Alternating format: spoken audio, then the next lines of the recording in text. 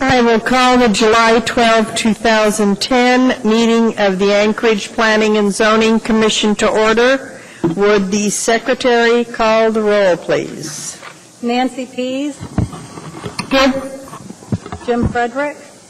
Here. Connie Yoshimura. Here. Tony Jones. Here. Arthur Isham. Mr. Isham is excused this evening. John Weddleton. Here. Bruce Phelps. Here. Stacy Dean. Here. Terry Parks. Yeah. We have a quorum. The next item on our agenda are the minutes of April 5 and April 12. A motion to approve would be in order. Move to approve. Second. Are there any changes or corrections? I got one small change. Which day? And which day? The one where we did the wind energy conversion systems. April 5th. And that would, just one simple one, it's not Kurt Garreau, it's Kirk. K-I-R-K. What page?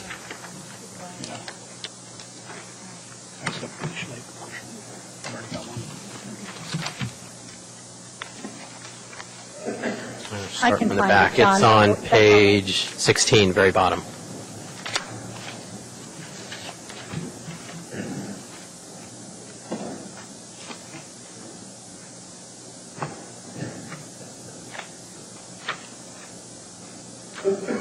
Okay, any further changes or corrections?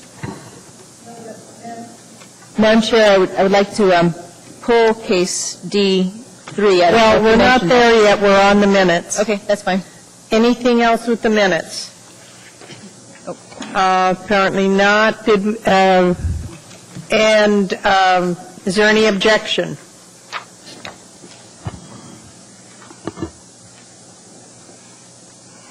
Hearing none, the minutes are approved. I'll just make a note that I was absent on April 12th.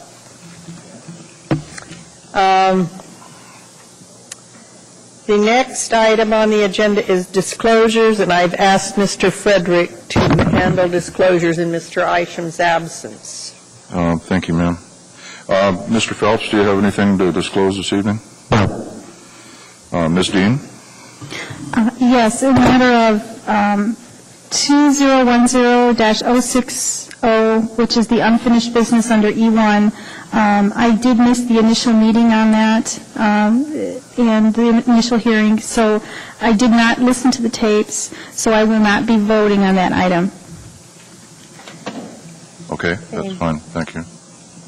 All right. 10-060. Mr. Weddleton?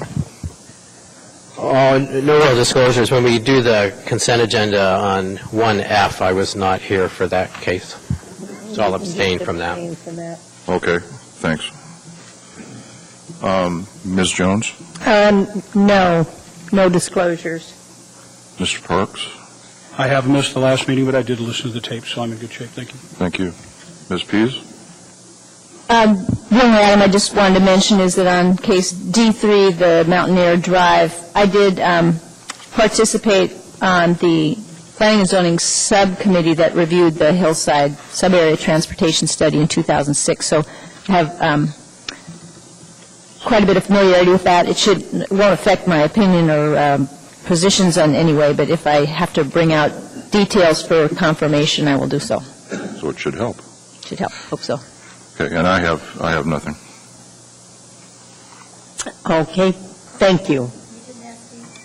Oh, I'm sorry, Ms. Yoshimura. You're so quiet. I would like to... I was absent for a meeting on April 5th, so I will not be voting on Resolution 2010-010 or 01111 or 0114. Thank you. Okay. Okay.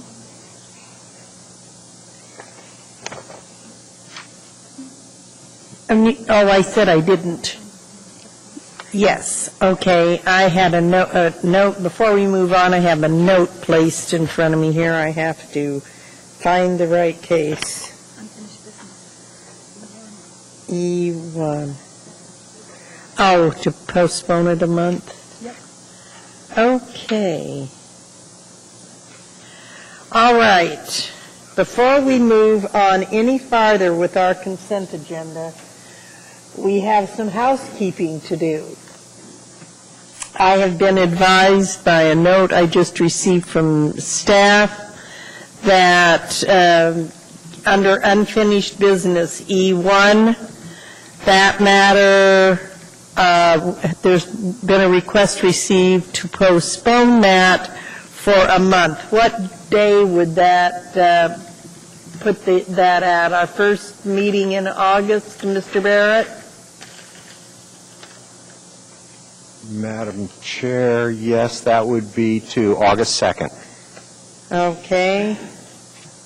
So I need a motion on that, folks. I move to postpone. Excuse me? I move to postpone. Thank you, Mr. Phelps. And a second? And Mr. Weddleton seconded that. Okay, to August 2nd. Any objection? Yes. I have sort of a generic question of staff postponements. I'm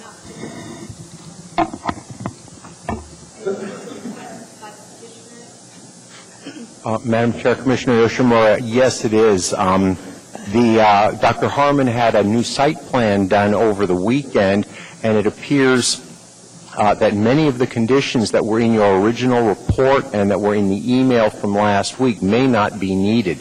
So we'll be writing you a brand-new report for next month. So no need to save anything previously distributed. Is there any objection? Hearing none, that matter will be postponed till our August 2nd meeting, and it'll come up again under unfinished business.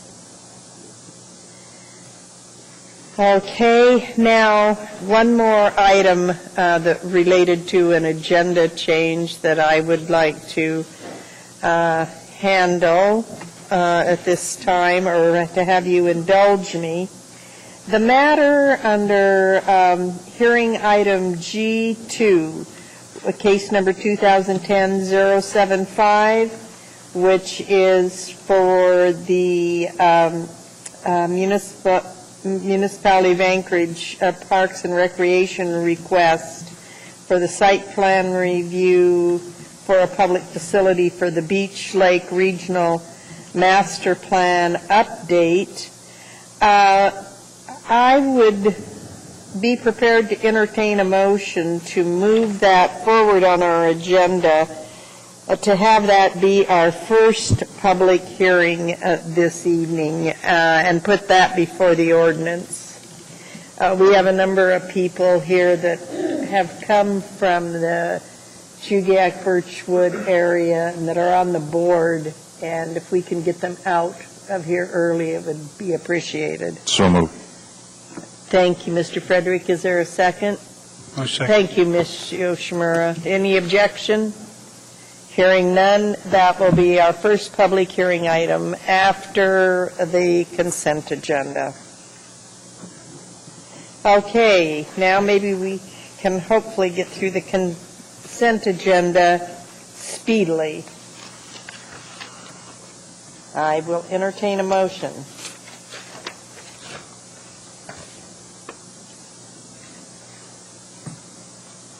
Ms. Pease, I see you in the queue. For the consent I move for agenda. approval of the consent agenda, items D1A through F, and I would like to withhold item 3A for discussion. Well, you can include that in the motion and then pull it. Okay. The whole, Okay, the consent agenda. okay, and Ms. Dean, did you second it? Thanks. All right. Now, for pulling, you want to pull 3A, Ms. Pease? Yes, Madam Chair. Okay. Any others that must be pulled? Okay, hearing none.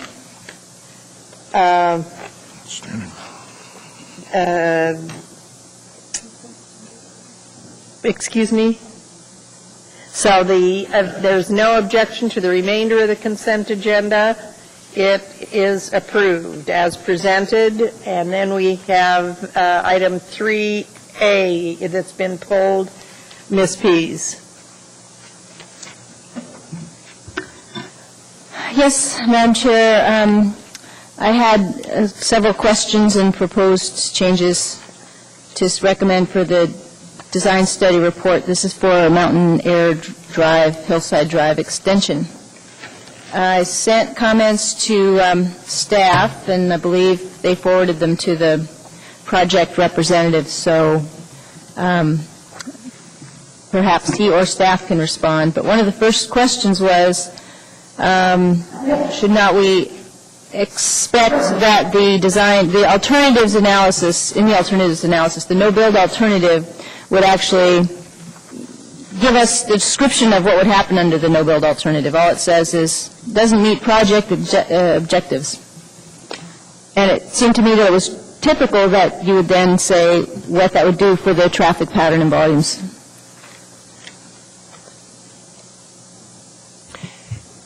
Through the chair, Ms. Pease, I would defer to the project design consultants to address that issue.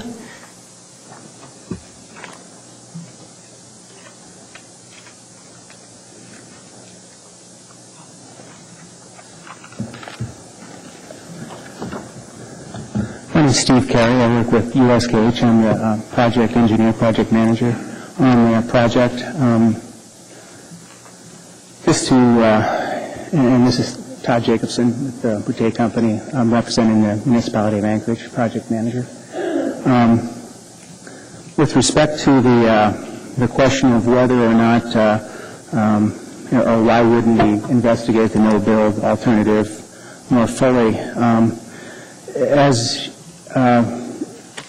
Ms. Pease mentioned, the Hillside Sub-Area Transportation Plan was completed on about 2006, and there was a lot of study that went into it. There was a Citizens Advisory Committee that participated in that, or a task force, excuse me, and there was quite a bit of traffic modeling, and I believe that part of that exercise was inclusive of looking at what the traffic scenarios were without Mountain Air Drive.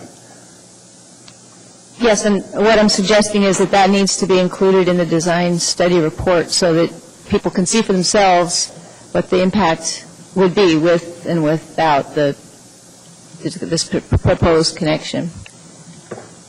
Okay.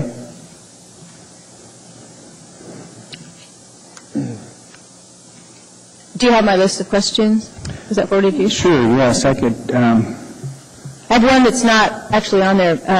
Commissioner Weddleton's questions had said that there was Table 3 that noted a 6.5-minute delay for turning at some intersection at peak hours, and I couldn't find the Table 3, but that would be, I wanted to see whether that was with alternative A or with the no-build alternative, because that sounded like a pretty long wait for a standard trip down the hill. Yeah, excuse me, let me grab my...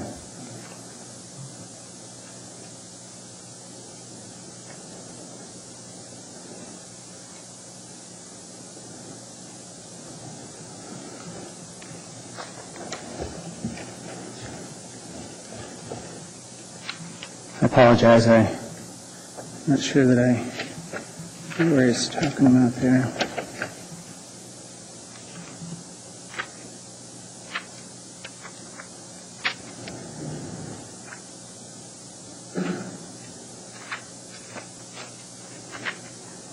Pretty sure that table was between 2 and 4. Right. Page.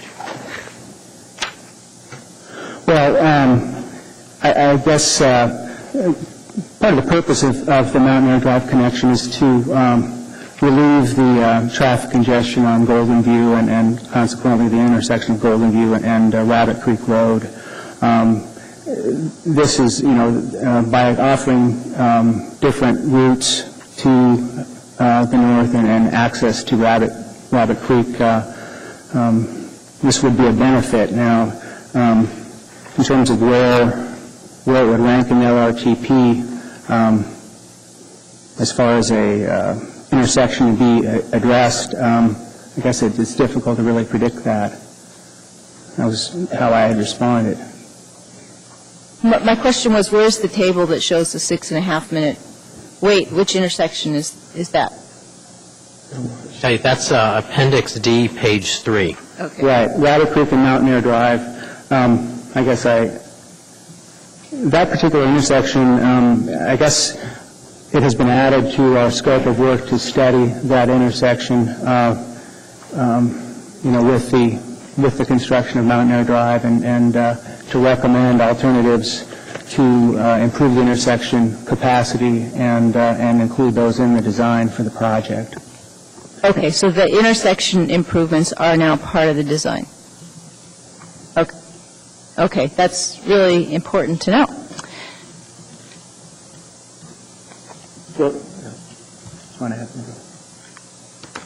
Ms. Pease, Todd Jacobson, JACOBSON, with the Bateau Company, representing the municipality as a project manager for the subject project. Yes, we believe when the project was originally scoped that the intent was to essentially provide access to the 550 acres of undeveloped residential zone property to the south. It was described as access from either Mountaineer and or Hillside Drive. Based on our design study report, it appears that the $4.5 million that was granted to the municipality from the state in 2008 is probably not going to be enough money to provide the necessary required intersection improvements at Rabbit Creek and continue all the way to the south to where it was originally our original target position of the Shangri-La property across Little Campbell Creek. And so our project limits, if you will, are generally from the intersection of Rabbit Creek extending south, $4.5 million. Which is, go ahead. Well, this commission just passed the Hillside District Plan, and I asked Mr. Barrett for a policy citation, but it included a policy that said that publicly funded projects should not sort of leapfrog into new areas without fixing the problems that are at their point of discharge. So it appears, so if the money now is going to be committed to the intersection, does that mean it doesn't go, the road doesn't go back in as far into the future development properties, or what happens? Well, the intent is to extend it as far as we can with the $4.5 million. Right now we have, it's our belief that it's not going to extend all the way to the Shangri-La property. The bridge will cross? It'll be short of that. Yeah, we definitely want to get the bridge in. That's obviously the big costly feature that we'd like to get across the creek and put the development in a position where it can continue and extend to the south. Okay. Last year, when we recognized, once we started studying the alternatives and recognizing that regardless of which alternative we pursued and recommended, that we were going to likely meet or fall short of having the necessary funds to develop the project in its entirety to the Shangri-La property. And as a result, we had requested to try to obtain another state grant for the municipality to add on for intersection improvements at the Rabbit Creek intersection.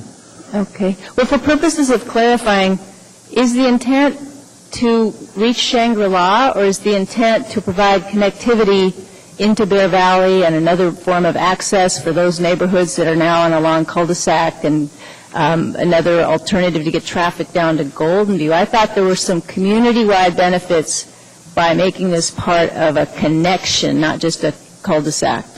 The intent of the project is to provide a secondary access into essentially the Golden View area east of Golden View Drive. As part of that, there's a certain interest, an apparent interest that before the municipality allows property developers to continue on with their plans, that connectivity has to be provided to the 550 plus or minus acres that comprise of that area to the east of Golden View. That's the primary goal of this state grant. Is to give access to the 500. Provide secondary access to the future 550 acres of undeveloped property. Okay, we have other people in the queue, Ms. Fees. Shall I come back? Do you want to come back to me? Yeah, I'd like to come back to you if I could. Ms. Yoshimura? I am very familiar with the intersection at Golden View and Rabbit Creek, and I'm having a difficult time understanding $4.1 million for this new intersection further up the hill. I'm curious, how many households will this new intersection currently exists serve, not in the future? Because, as you know, we have a limited real estate market with relatively slow absorption for upper-end properties on the hillside. So how many current households will this assist in providing egress or secondary egress to?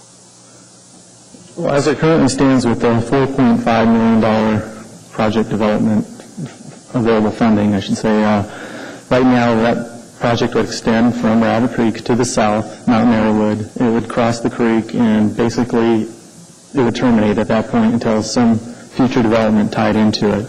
The amount of properties that would serve would be almost non-existent. They would be probably less than a half a dozen.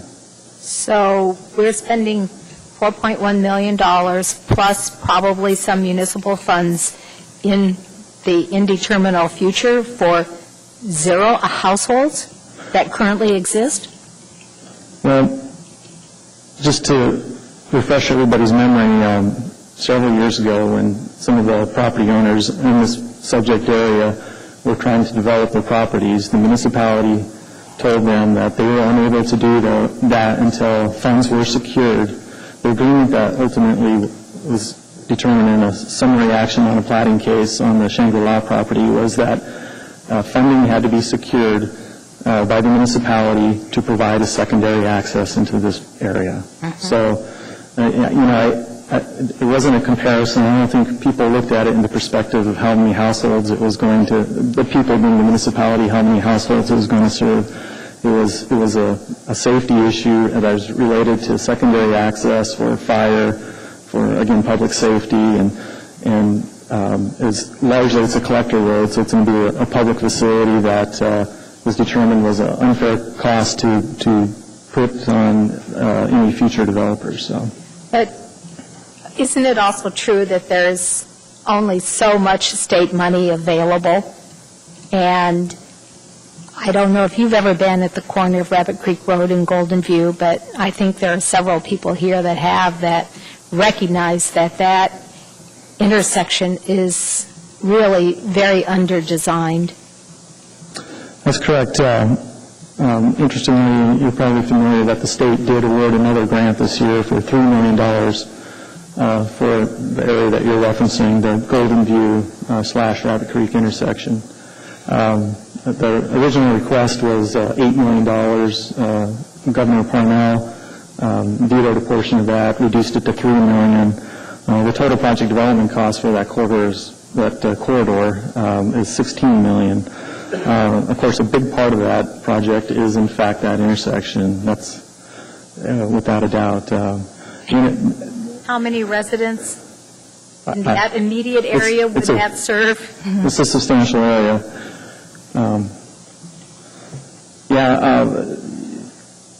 My involvement in this project, I could certainly follow up on this, but of course my involvement is this is a recommendation by the municipality as part of their capital improvement program to the state of Alaska to address this issue. And And, I think it's defensible in the context that the municipality basically was not allowing developers to develop until that corridor was funded. And so there certainly is a benefit there, obviously a future one well down the road, and not as immediate as the concerns that you're describing. But I'd like to think that we're at a point now where we're going to be going, the municipality will be having an RFP submitted here within the next couple months to get a consultant on board to start addressing the Golden View issue. Okay, Mr. Parks. Oh, I'm sorry, Mr. Weddleton and then Mr. Parks. Thanks. So this is news then, that you're doing the intersection and then going with whatever money you have left towards the bridge, right?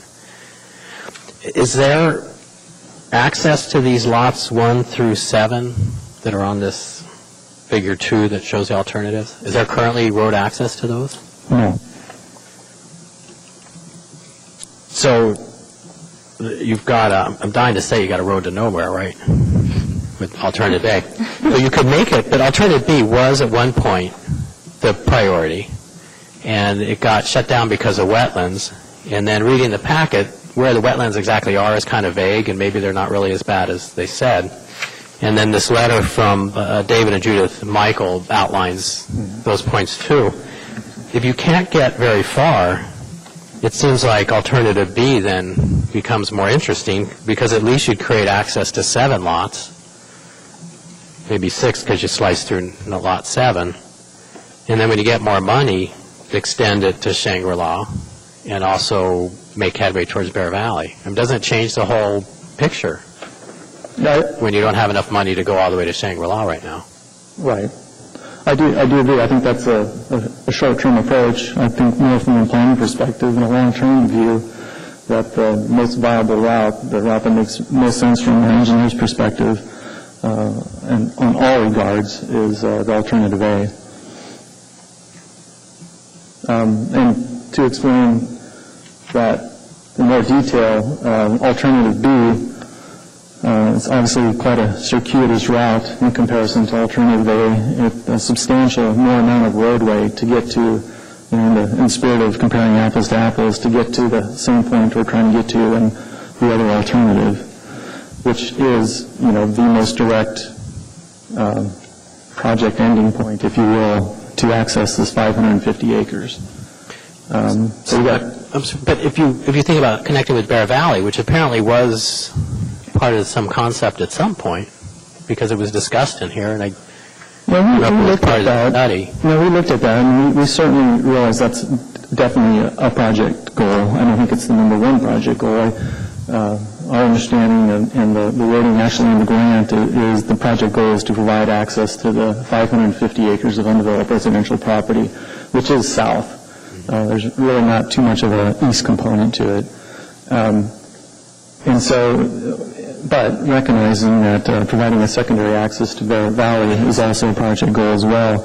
Our primary concern on that is, and I'm not sure exactly what you guys are looking at here, but in order to move east from where we're talking about on Alternative B, you would have to go through basically you would have to follow one of the forks of Little Campbell Creek.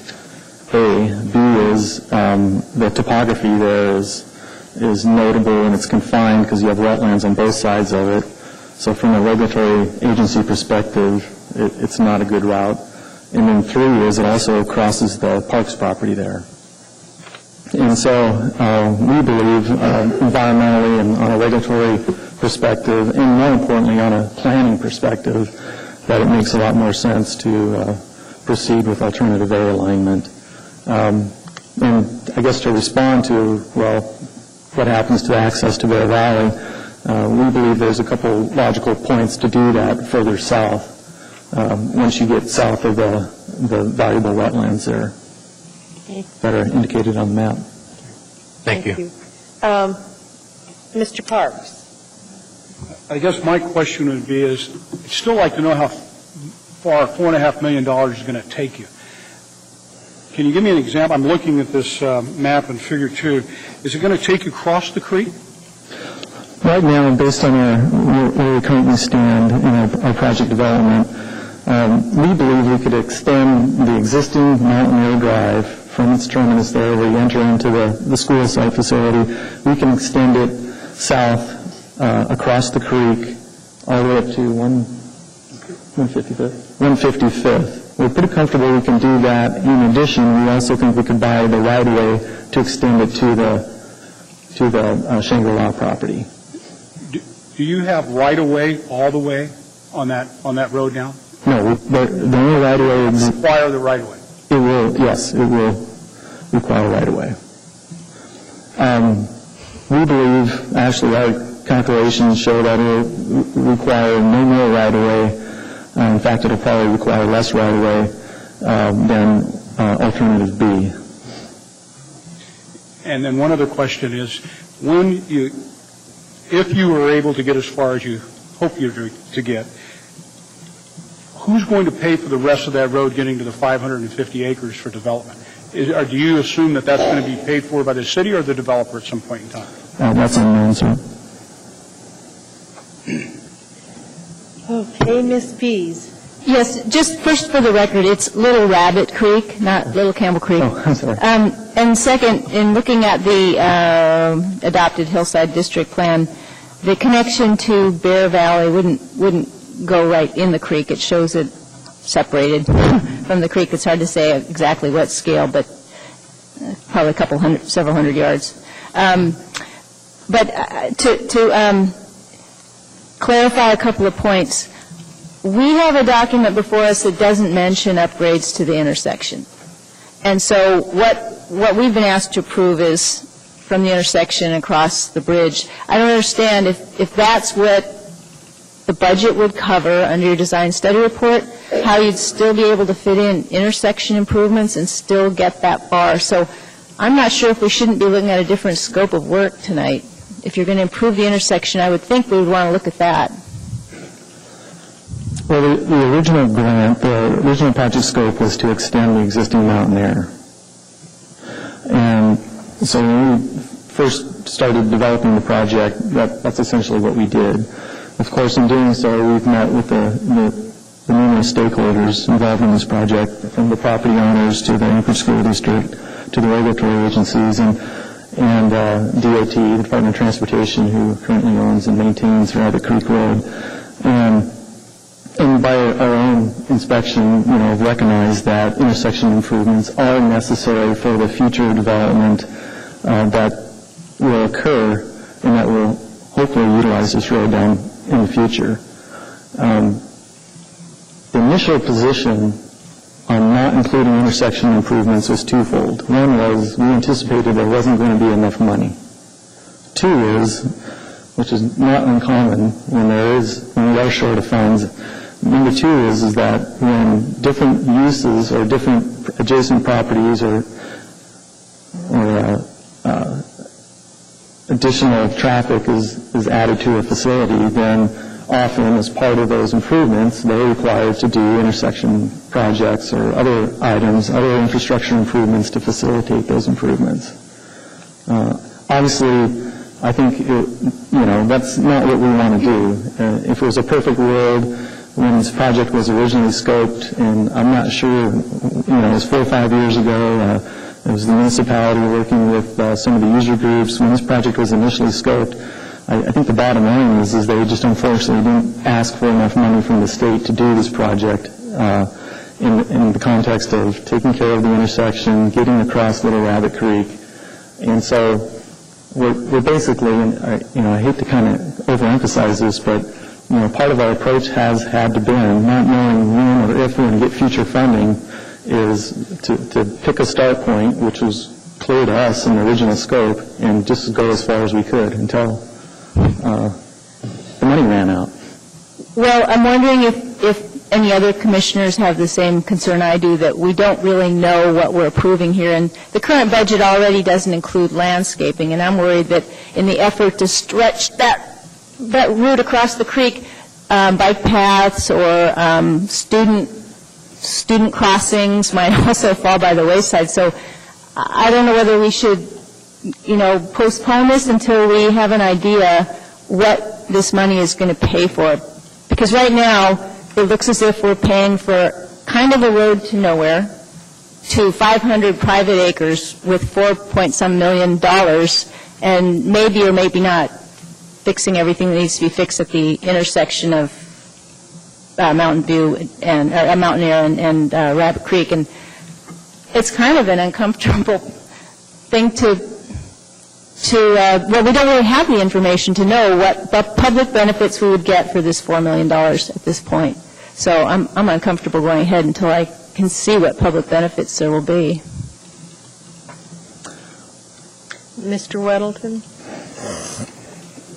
Well, I think that's I guess I'd echo that sentiment and then ask staff. So if we postpone this and said, well, we'd like to see the design of that intersection, Rabbit Creek and Mountain Air, how long would that take? And is this project, what's the status of this project? Does that sabotage the whole project? Through the chair, Mr. Weddleton, I can't answer, when the project was supposed to have been done and what a postponement to design that intersection, how long that would take. I would direct the question to the design consultants. Okay. Yeah, we're currently investigating the intersection right now. As I mentioned originally, we did not scope that as part of our work. Subsequent to meetings with the Anchorage School District and Department of Transportation and others, we recognized that we certainly needed to include those improvements. And so right now, the intent is to design those as part of our efforts. We're working on that right now. We're probably a couple months out before we have, some information where we could actually have some planometrics of what those are going to look like. And at that point, we can certainly share those with you. But can I follow up on that? So as part of that, it seemed to me reading this that there's no really clear grasp on where the wetlands are. So that impacted Alternative B. Is that something that you can also study and give a second look at Alternative B? Or is that huge? Is that going to eat up the whole budget with studies? Well, that's always the dilemma we have. We're criticized if we do and we're criticized if we don't. What this does have is a very rich history of private developers looking at basically addressing this very issue of providing a secondary access. And there's a lot of historical information. There's a lot of information with project developers meeting with the regulatory agencies and that prove, if you will, that this is this area is in high regard to the regulatory agencies. We can certainly do it again. It's at a cost and one of the things I've kind of described this project as is, every dollar that is taken away from the construction contract is just one, the further north that project will end. So, and that's kind of unfair, but unfortunately, it's the world we live in with finite grant monies. And as we all know, this project is not an ARTSA. It's a road service area, local service area, and so they don't have the luxury of trying to get bond funds to supplement the funding, as well as we also have the state involved in the Rabbit Creek roadway. So our increasing the amount of money to complete this project is it's certainly a goal of ours, and we're going to pursue that, but there's nothing guaranteed by any means. I think we all know that, last month or 2 months ago that Governor Parnell, he vetoed, close to $100 million worth of capital projects in the municipality. And so there's really no clear understanding of any understanding whatsoever when we might get funding to do all that we want to do. So, thank you. I think just one last thing. I think, our obligation has been to satisfy basically a condition that was put, that we took upon ourselves, we being the municipality of Anchorage, to allow other developers to continue developing all the residential undeveloped property there on the east of Golden View. Okay. Thank you. Okay.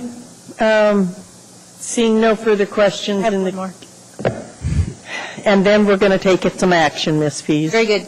The project objectives do say to provide access to residential developments, and obviously this is speculative residential developments. I think that needs to be clarified. But also, it says, as recommended by the Hillside Sub-Area Transportation Study and Hillside District Plan.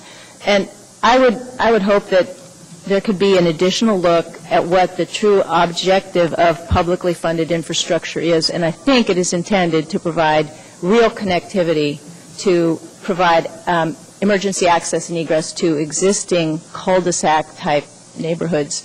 And this just doesn't do that. And if we're spending 4-point-some million of public money, I think we need to be getting broad objectives, broad benefits. So I don't know whether the project objectives can be reviewed at this point, but I don't think it picks up the intent of the Hillside Transportation Study or District Plan. I know that you didn't write the project objectives, but this is a concern as we try to spend public money responsibly.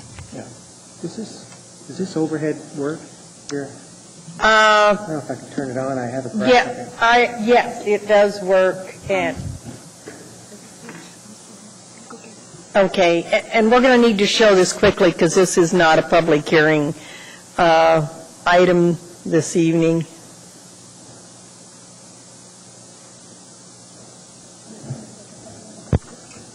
Okay, sorry. Yeah.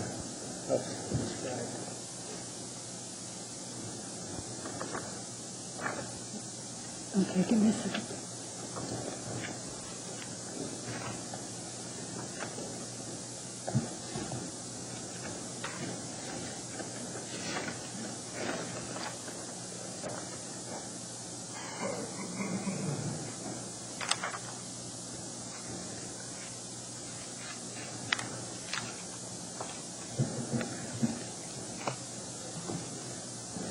Okay, this is a... And if you could just make your comments really brief, because we're really over time here. Okay, this is part of the Hillside District Plan that was just approved in, I believe it was in April, and you can see that the dashed lines there are what are identified as primary and new connections. And if you can see that basically the alternative B is delineated and it comes down to 155th, and then there's a continuation on that is essentially right through the middle of the 155 acres or the Shangri-La subdivision. And essentially what we are trying to do is to make that connection here with alternative A. Where is it? You can see this would be our shortest distance between 2 points to try and reach that connection that's identified in the plan. So we're trying to follow an approved plan in terms of connectivity, and it was just that's what drove a lot of the selection of alternative A in the end. Was essentially we're trying to get that north-south access, and it's a shorter distance, and it goes toward what we would view as a project goal. So I just wanted to point that out, that this is in a planning document that's been approved, and of course we look to those documents to try and guide us in our decisions.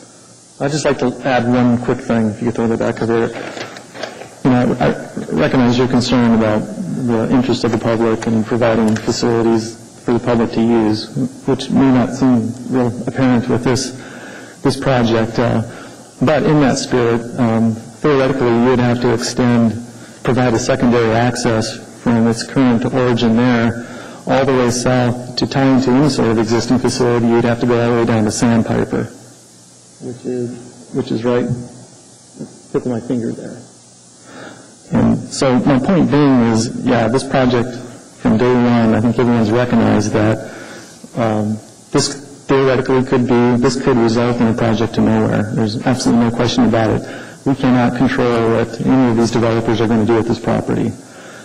But I just think it's important not to lose the fact that this was basically what we were telling people that did want to develop their property in that entire subject area. We were telling them they couldn't until this was done. So I think that is clearly the responsibility of the municipality. Thank you. All right, Ms. Pease, are you ready to make a motion on this? Yes, Madam Chair. I move that we postpone action on the Mountain Air case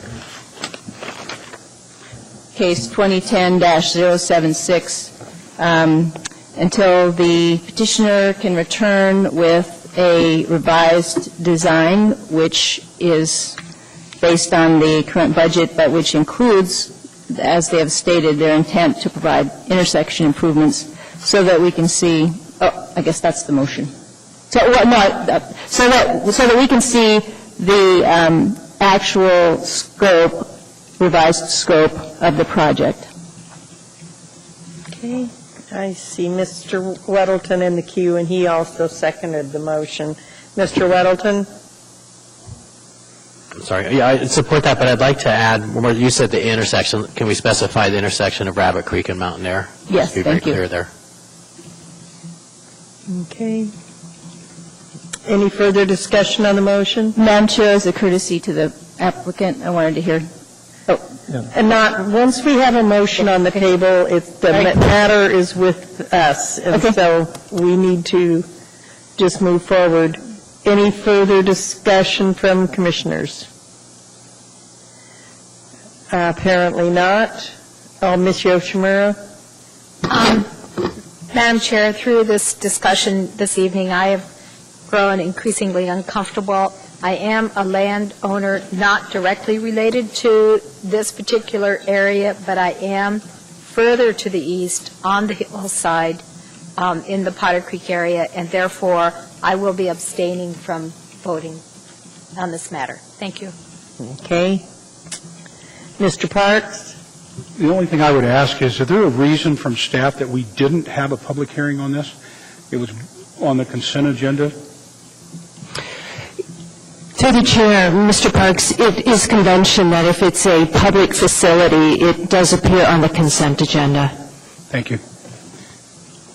Okay. Are we ready to vote? Is there any objection to the motion? Hearing none, this matter is postponed, as stated in the motion. Okay, we're just going to keep on going.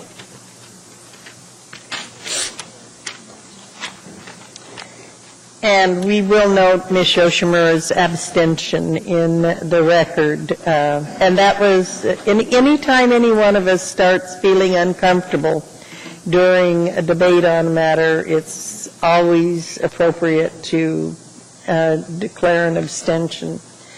The next matter on the agenda is case number, I've got to just turn the page here and announce it.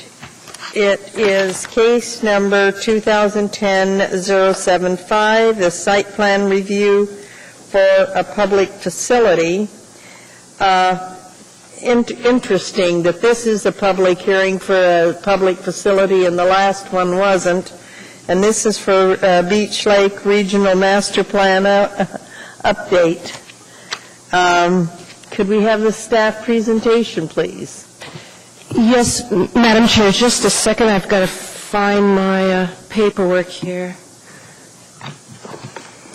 And we had a long work session prior to the hearing when I think most of the interested parties from the public were here, so it can be a short presentation, Ms. Ferguson.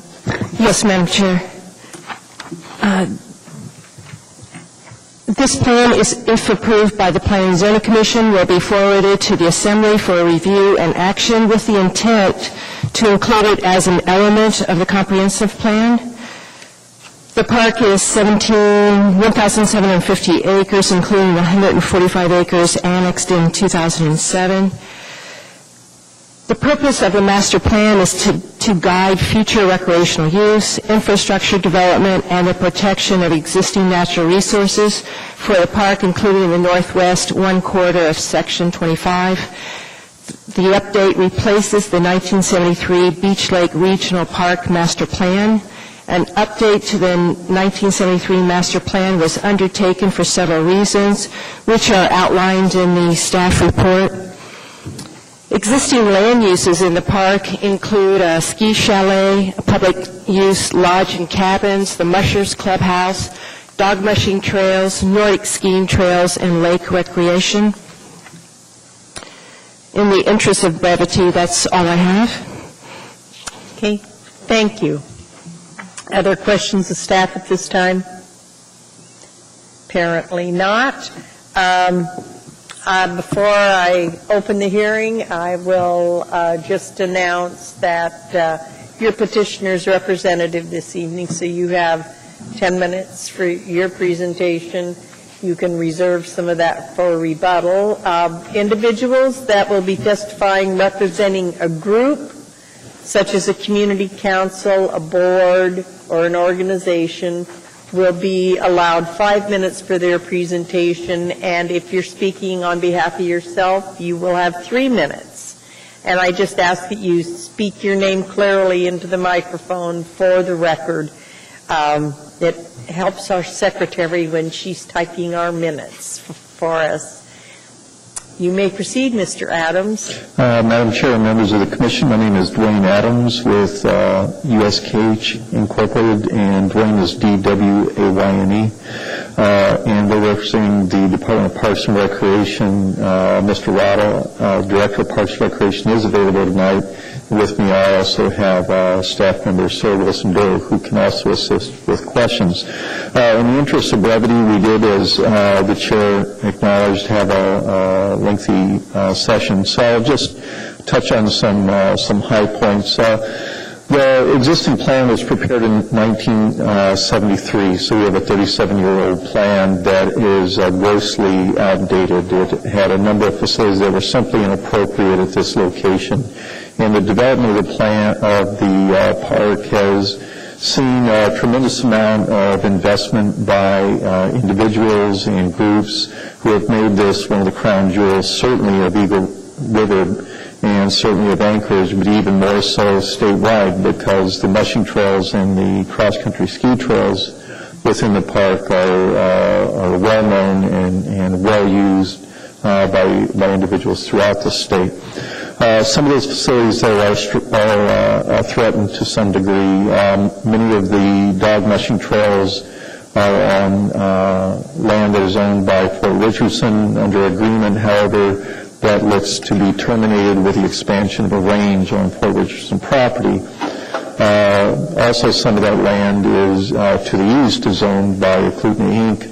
While not threatened presently, in the future there is a chance that that also will terminate. And so it was very important to institutionalize dog mushing as well as cross-country skiing within this park.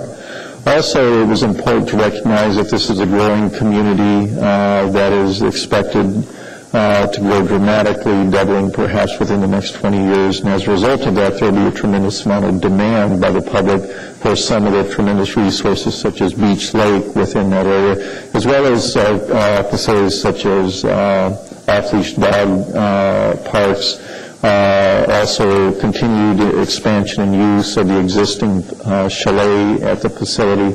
There's also an in-holding that will see continued use and growth that is in the area. And then there is an Access Alaska facility, which is a nonprofit that operates within the park, which may transition over a period of time into the public domain. So with all that, there was a tremendous amount of public involvement. A citizen advisory group, I believe, of 18 individuals. I believe 3 different public meetings, 4 different meetings of the advisory committee, I believe, literally hundreds of emails and numbers of meetings with individuals and individual organizations, as well as extensive interviews with stakeholders, amounting to a rather substantial public process, perhaps one of the most conclusive, I guess, with respect to what it is the public wants within that park. And what the public clearly indicated is that as it exists, those resources really need to be protected. And the gist of this master plan is it does institutionalize those uses. Primary among those certainly is dog mushing and cross-country skiing. But also it recognizes the increasing public use, and so it does have a number of facilities. Off-leash dog park, for example, is within the plan. Multi-use trail along the entry road is provided. There's expansion of public facilities at Beach Lake, but with the expansion of those public facilities, there is recognition that with that comes potential degradation of the shorelines. With respect to that, there are provisions to make sure that that edge is protected, and there's a specific way of protecting that with a trail that is located off the shoreline, which currently the trail is on the shoreline, and the contact with the shoreline for fishing and other uses is by boardwalk or specified trail. So with that, that's a very quick summary of what this project does. It has a series of steps for any future development to take place. It requires an environmental review of all specific steps, regardless of the level of those steps. And with that, I think is provided a plan that will go well into the next 20 years and provide for a tremendous number of assets within this park. With that, I'm willing to answer questions, or I'm happy to step down and allow the public testimony to take place. Okay. Any questions? Apparently not.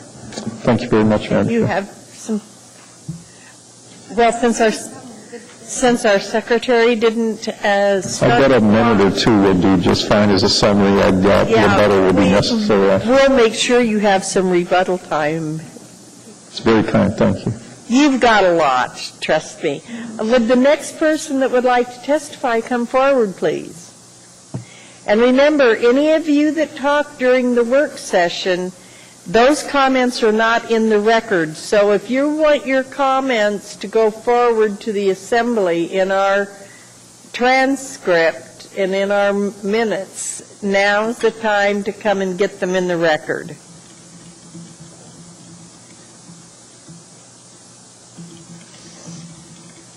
Good for you. My name is Elizabeth Shen, S-H-E-N is the last name.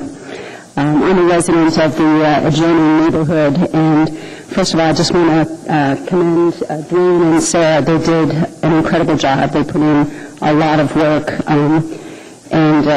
I felt like I was putting in a lot of work, as did many of the neighbors and citizens advisory group members, but I know they worked really, really hard. As not a member of the CAG, I have to say I was treated extremely well. They treated me as if I were on that group, and I appreciated that, because not only am I a user of the park, but as a neighbor, I'm very interested in how things develop. And one of the things I was most concerned about was how the plan would play out with regard to the gravel pits, the development of the gravel resource. And again, I have to kudos to them. They recognized that not only was there not a significant or adequate amount of existing information to really put details about gravel extraction in this plan. Earlier on, that was the intent, but they pulled that out of the plan and backed off to allow those details to come out in the CUP. And I think that was really appropriate, and I appreciate it.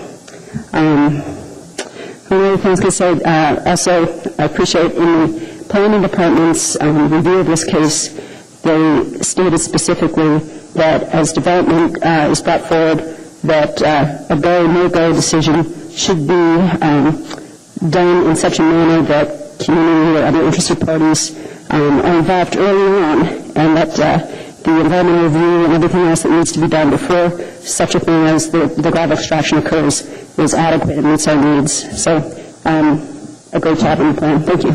Well, thank you for coming out and offering your comments. I know it's a long drive for you. Thank you so much. Thank you. Oh, I got a question. Oh, we have a question from Mr. Weddleton. Hi. Yes, sir. Thanks. Where do you live approximately? I'm on Cancoff Avenue, so that group of streets directly to the east of the new addition, the northwest quarter. So in that Pioneer Drive yes, area? Yeah. There was just a small mention in Figure 5 that talked about what they called bull bouts, which I think be little neighborhood parking areas to access that area. And does that work for the neighborhood? We worked with the planners on that, and that was a good compromise for us, yes. So 2 to 4 parking spaces with signs to be quiet and so on. Yeah, in lieu of, not having any additional parking within the neighborhood at all, and we're trying to work with you guys too, and, they're projecting that the need for parking is there now and will be in the future, and we just don't want to see large parking areas because it'll increase the traffic in our neighborhood considerably. Right. Okay, good. Thank you. All right, thank you. Thank you. Who is going to be next? All right. Hello, my name is Barbara Trost, spelled T-R-O-S-T, the last name. And I'm a neighbor in the same neighborhood, or live in the same neighborhood as Liz did, and I was also actively involved in this whole public process. I want to probably just echo a lot of the things that Liz had just said, that one of the things that is important is that this neighborhood has been very active. There's a lot of interest in what is going on in the park. We live close to the park and we use the park a lot, so we are really interested in what happens there. So I really appreciate as well what the staff recommendations say, both about the public participation and also about the environmental impact studies for the low-intensity zones. I actually would like to see that included for all the 4 intensity zones, and that is on the staff recommendations, page 5, the first 2 bullets, 1 and 2.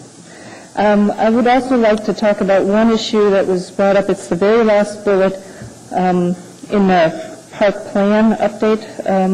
On the very last page, bullet 3 talks about, and that's a confusing point, it talks about an approved CUP following some guidelines. There has not been an approved CUP for the gravel extraction for the northwest quarter, and so I would just suggest that that whole paragraph be taken out because it's just confusing. I think that's about all I have. Thanks. Thank you. Anyone else?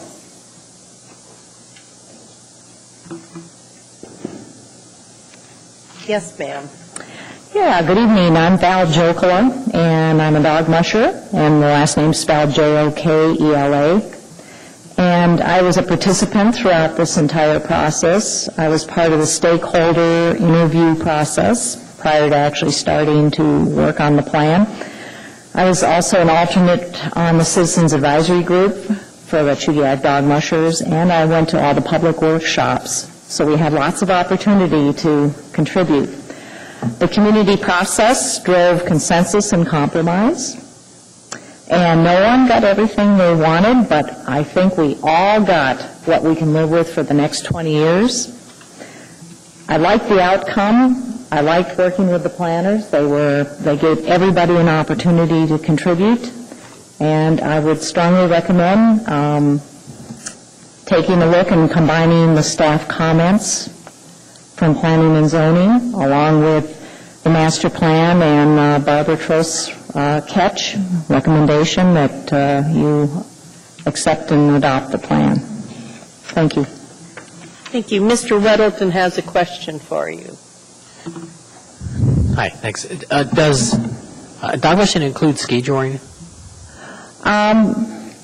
There's some limited ski joring there, but it isn't the best always mix on this particular trail system. There is some ski joring. So with the plan as it's written, in general, there wouldn't be places to do ski joring, though? You could go down to Beach Lake and ski jour there, some of the open areas. Sure. Okay. But no, are there trails there? There's a trail that goes around Beach Lake, yes. And that's multi-use? Yes. All right. It is multiple use. Always has been multiple use, yes. Okay, good. Thanks. You bet. Who wants to be next? Madam Chair? Yes. Oh, I wanted to follow up on that question, I think, with Mr. Adams, though. well, why don't you wait until the end when he comes back up? And let's just keep folks that want to testify coming forward.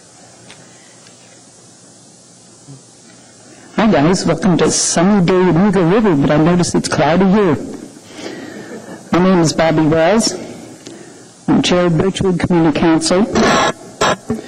And I can tell you the council's been actively involved with the Beach Lake Master Plan update. I also happen to be involved with the original Beach Lake Master Plan, so I've been at this a day or two. This has had extensive public hearing. I commend the consultants for multiple comments many times and many public hearings over and over. What I want you to do is pass this.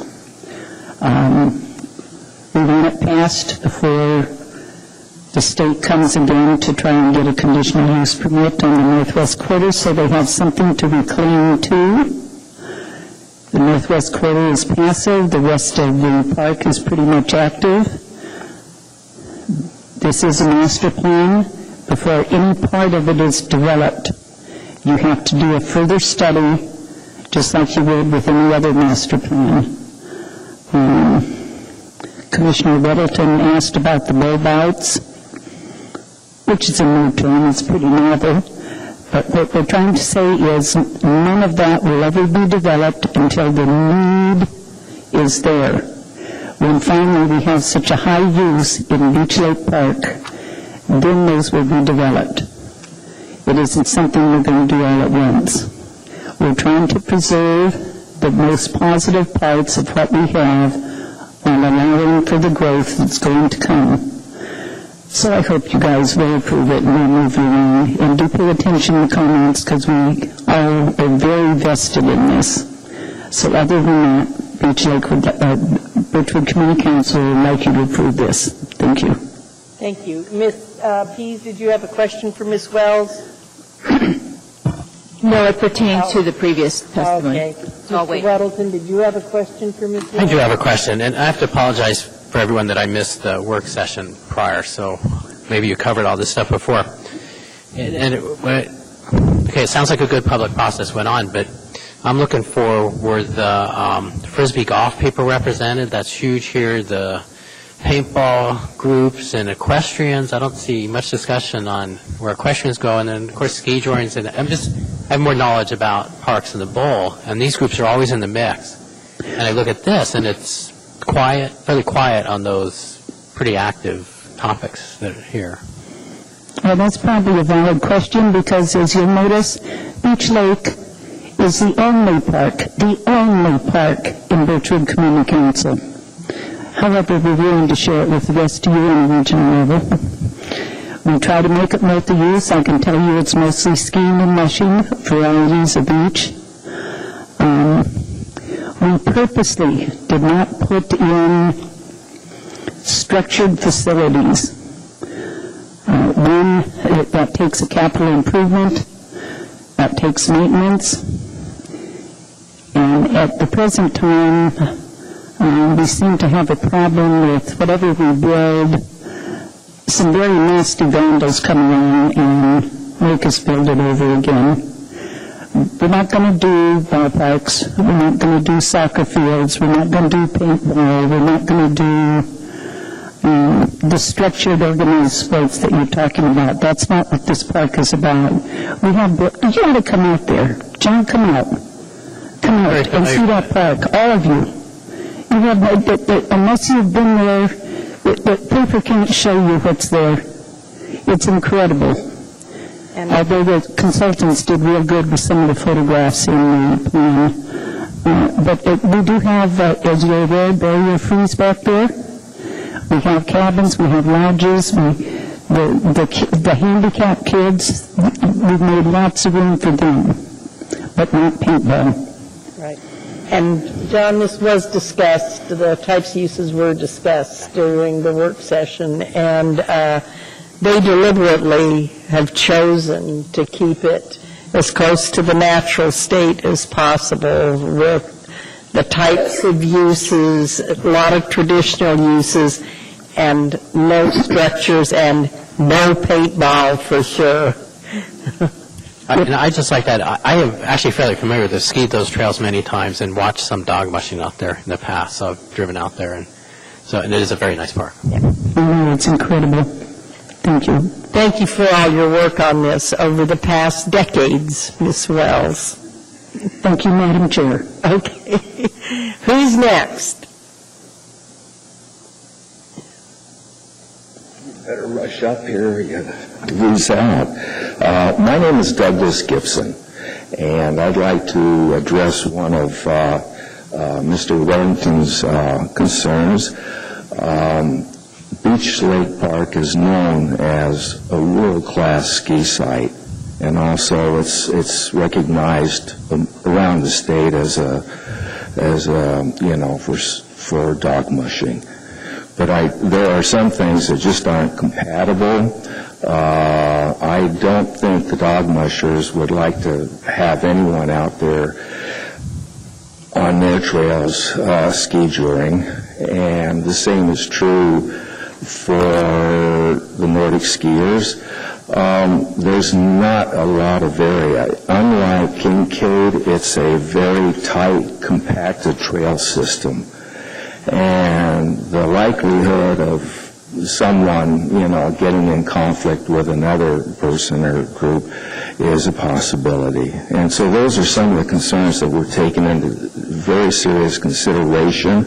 They didn't want to lose that or jeopardize or create any conflicts out there. So that was a subject that was discussed many times. I was a member of the Citizens Advisory Group, and I know it was taken very seriously. I thoroughly recommend the approval of the plan. It's needed, and it should be now and not later. But I would like to recommend approval with a condition. And this condition is to consider a little bit more further in identifying specific areas to address access for those with disability. And I don't think adequate time was spent in discussing that. There's a wonderful possibility for access from the existing facility for people with disabilities. There's a large parking lot that exists there already. It's probably one of the largest facilities within the municipality for those with disabilities. A trail set back from the edge of the lake could be taken out to the inlet. It's just about 3/4 of a mile out there, and I would identify one viewing point out there where people would have spectacular views of the inlet, of the Alaska Range, the Chugach Mountains, Beach Lake itself, and when you heard earlier that Beach Lake is one of the jewels for parks within the municipality, I would say Beach Lake is the jewel of Beach Lake Park. And if we can get some access out there for people to have a view of the inlet, unlike here in the Anchorage area, we have a lot of points where people can look south and west and east and everything, but we don't have very much of that out there for access to the inlet. Most of that's blocked by the military reservations, and so I would recommend considering identifying a small point out there on the inlet for people to visit and enjoy the views. If anybody really wants to go and walk with me out there, I'll take them to a possible site. But I would like to see access for those with disabilities to have the chance to go and enjoy the sites out there on the inlet. Thank you. Thank you for coming out and testifying this evening. You're welcome. Appreciate it. Who's going to be next? If folks don't jump up, I'm going to close the hearing, because we do want to get you home early. And we appreciate that. I'm Lexi Hill. I'm the Birchwood Community Council representative to the Chugiak Eagle River Parks and Rec Board, and I'm also the president of the Chugiak Dog Mushers. And I also don't mush on Beach Lake trails because I only have one 15-year-old sled dog left. So I ski joy occasionally, and the answer to that question is around Beach Lake. And if the trail the gentleman who just left got built, where you actually already have that in the plan, one could then connect the lake to the inlet, and you'd have about 5 miles of ski joying if you did that safely. Right now, the problem with our trails for ski joying, and having bandit ski joyed them plenty over the last 10 years, is that there's a lot of, relative to a big skate ski trail, like the ones over by the high school, relatively narrow, relatively steep trails where if you're a ski joyer and you're going downhill and you're snow plowing, there is not room for a dog team to pass a dog team because your skis are taking up the whole trail. And the sight lines are short enough that, I mean, having done it, I can, and with both fast dogs and slow dogs, I can say that's why I only ski joy around the lake now. That's where it's safe because you got the sight lines. But these guys did a great job in bringing out all the different use types that the park can accommodate. You don't see it discussed a whole lot in the plan because it's informal and it's there in the figures and the maps and the lists of all those uses. Equestrians use the park, ski joyers use the park, people walking their dogs use the park, people fishing with their kids use the park, people canoeing use the park. It really is used by a huge variety of people, but the only structured uses are really the dog mushing and the Nordic skiing, because that's what takes the heavy trail maintenance demands. And I would just want to say again, I think they did a great job. I think everybody didn't get absolutely everything they wanted, but we worked out compromises that will work for everybody and work for quite a bit of time to come. Thank you. Thank you. All right, that's getting folks moving forward. Way to go. My name is Janet Brand, and I am a member of the Chugiak Eagle River Parks and Recreation Board, and I was also a member of the Citizens Advisory Group. Madam Chair and other commissioners, I just want to tell you how excited and happy I am to be at this point in our process. This has been a very long road to get to this point. And I think that we ended up with a wonderful plan for Beach Lake. It's been a very inclusive public process. The consultants did a wonderful job. Very, very happy with it, and I strongly urge you to approve this plan. Mr. Weddleton, there are currently 3 Frisbee golf areas in the Chugiak Eagle River area, and Mirror Lake and Edmonds Lake does have dedicated ski joying trails. Good, thank you. You're welcome. Thank you. And thank you for your 22 years working on this park plan. Thank you very much. Mm-hmm. All right. Hello, my name's Patty Friend. I'm very pleased to be here tonight. I've used Beach Lake Park and enjoyed it over the past 35 years, training my Iditarod team, helping build sled dog trails, skiing, canoeing, hiking, taking pictures, educating kids, walking puppies, viewing nature.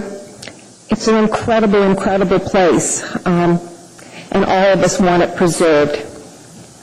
It's critical that we acknowledge and provide continued access and opportunity for many recreational opportunities. There are 2 primary groups that are represented, mushers and skiers, of course, but there are also many, many groups. They're not groups, they're just individuals walking their dogs, skiing, and they don't have a very loud voice. But I would just hope that we would be able to keep a place for those folks in the park. I do request you pass the plan. I do have 3 tiny little additions I would include. I would hope it would be stated very clearly, and it is in the plan. Thank you. that Beach Lake itself, the actual lake, it is the crown jewel of the lake, be strongly identified as multi-use. This means skiing, walking, dog walking, ice fishing, throwing the ball for children, dogs. It's also used by mushers. It's not a dedicated trail, and I think it's critical in the winter it remain. It's not a dedicated mushing trail. It's multi-use. As there becomes more and more pressure on this park, we're talking about that population growing from 35,000 to, the plan says about 52,000 in the next 20 years. There may be more pressure on this park, more use, more enjoyment. So just that, we let that multi-use expand.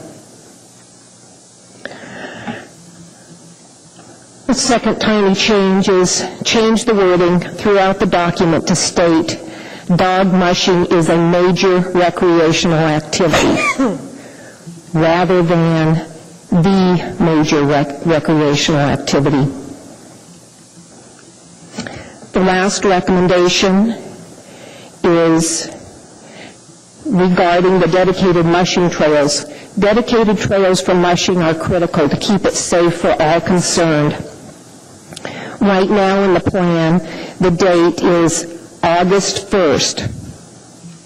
To me, that's still summer, but August 1st through April 15th. That's 9.5 months.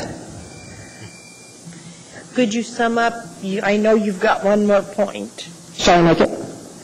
Go ahead and say it. And I'm recommending that this date be changed at the earliest to September 15th through April 15th. That's 8 months. And thank you to all of you and those people involved in the plan. Thank you.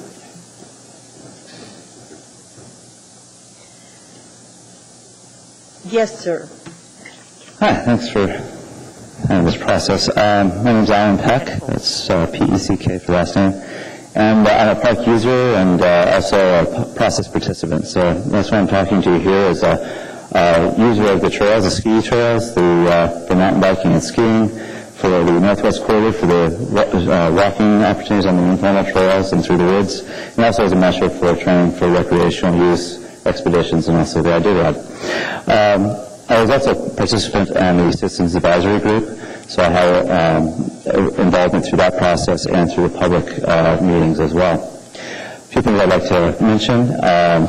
A lot of people made some good points on the whole process itself, which I agree that was a very well done process where we had a lot of diverse groups and individuals being able to talk and bring their ideas forward through the whole process.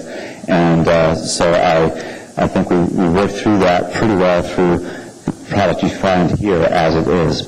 I'd also like to mention that within the staff notes, I'd like to emphasize, as somebody else brought up previously, on page 4, there's a section on bringing the public process into the go, no-go state instead of the later process planning or the details of the product, of the development product.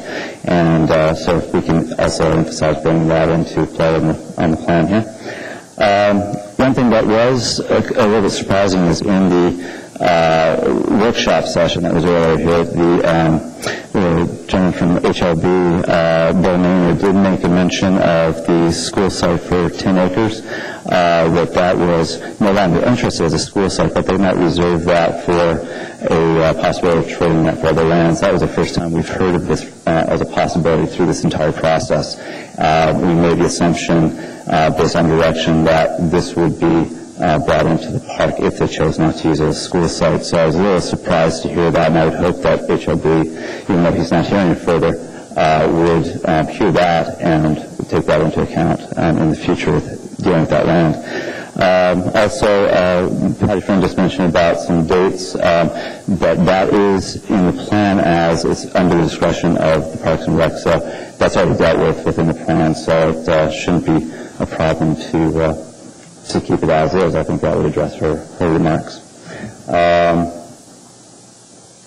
I'll keep it at that if you have any questions. Thank you very much. Who's going to be next? Anyone else? Good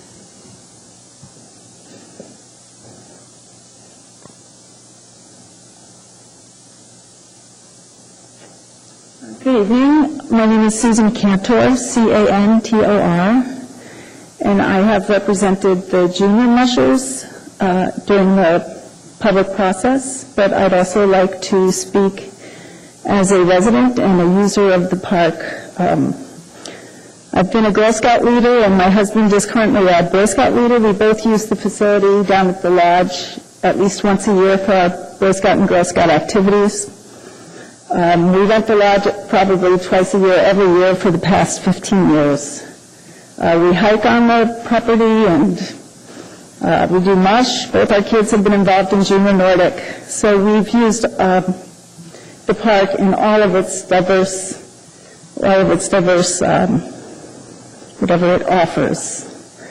And I think the plan is excellent. It protects all the many uses that currently exist on the park. It expands some uses around the lake, and I definitely appreciate the need for that. So my only other comment is regarding the dates for dog mushing. I believe September 15th is a bit late. I think August 1st was too early. A good compromise would be September 1st for initiation of the dedicated dog mushing season. And there are several users that begin intensive dog cart training during that time. So thank you for your time. Thank you for coming out tonight. Oh, Ms. Cantor, what about the previous person's interest in the ending date? I can't remember what it is now, but I think the person suggested April 15th. What about the tail end of this season? What is it now, or what is it now in the plan? And what April 15th? Is it April 15th? Yes, I think that's appropriate. We do use the park for mushing right up until, as long as we can. Mm-hmm. And often that is right up till the end of April. Okay. Also, through this process, I didn't realize how important Beach Lake Trails were to the mushing community and especially to the growth of the community. I interviewed many juniors and their families, and I found that Beach Lake provides the only safe and protected trail system in the region, and therefore I think it's very important for new mushers coming into the sport. And I also found that the community really does value the continuation of dog mushing in this area. We do a lot of outreach. We do a lot of rides. We do a lot of races and races that involve the community. And I think the community does care about dog mushing. And it's important to the community to continue that activity in this region. So thanks again. Thank you. Is there anyone else that would like to testify? Anyone at all? If so, please come forward.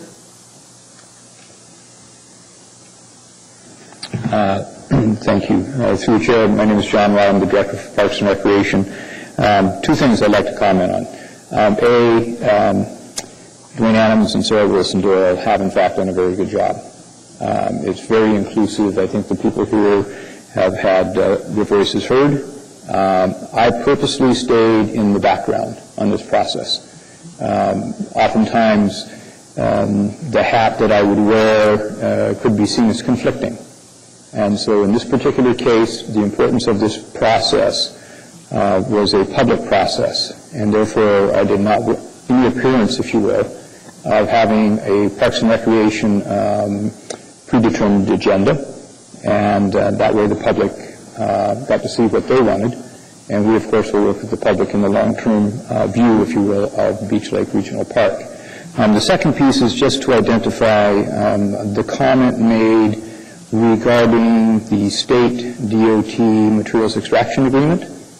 That agreement has been amended. It is now amendment number 6, and it goes until, I believe, June 15th of 2012. And some of you recall that we went through a lengthy process listening to their application for a conditional use permit. In fairness to the process as well, because of the underlying free use permit. And because it was amended to reduce their materials extraction amount to 1.5 million cubic yards, they still have that opportunity, and they will be coming back. But the foundation of their denial last time was there was no master plan. And so now, with your approval tonight, the master plan then becomes an element that they have to conform to when they resubmit an application for CUP. So I just wanted to make sure that was clear on the record that that agreement does extend until June of 2012. Thank you. Thank you, Mr. Rada.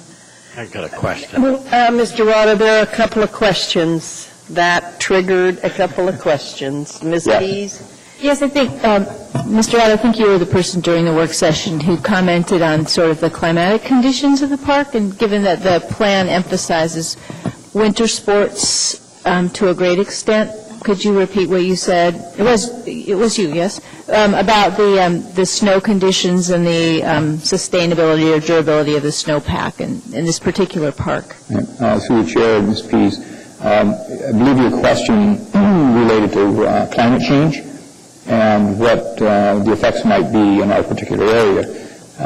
My answer to that is that this typically is a colder area, colder pockets, if you will,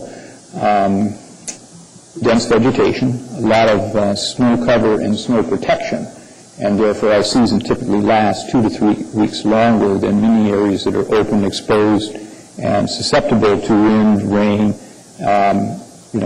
sun when it comes out in the spring, etc. So we enjoy a longer season, if you will, in much of the area. Thank you. Mr. Weddleton? Well, hopefully this wasn't covered in great detail during the work session, but so I'm confused on this northwest quarter of Section 25 area. So that is discussed in the plan as if it will be and is part of the park, but I guess what happened this evening, or was brought up this evening, is that HLB has asserted control over it or something. Is that right? No. Is it covered by this plan? No, maybe in July of 2004, former Mayor Begich transferred 145 acres, the piece that you were looking at, Management Authority to Parks and Recreation. In January of 2007, that was formally annexed and dedicated by the Assembly.